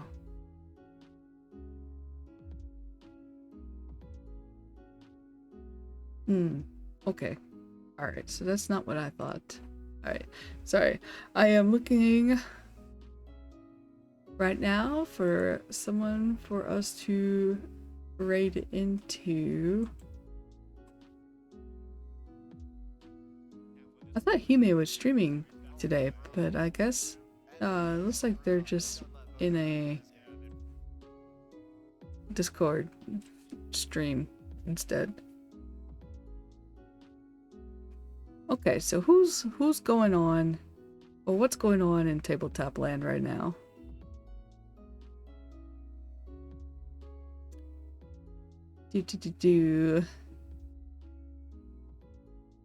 So we got Monster of the Week.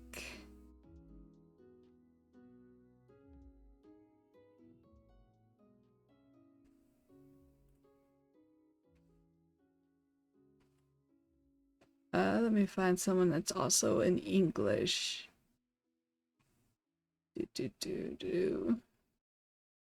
We've got... What are they playing?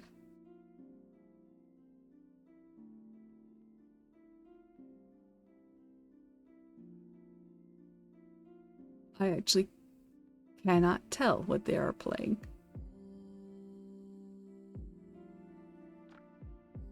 It's not exactly helpful if you don't say what game you're playing in your tags or title.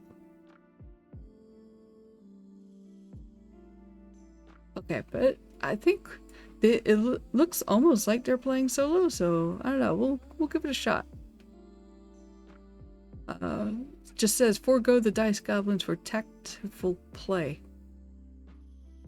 They're European.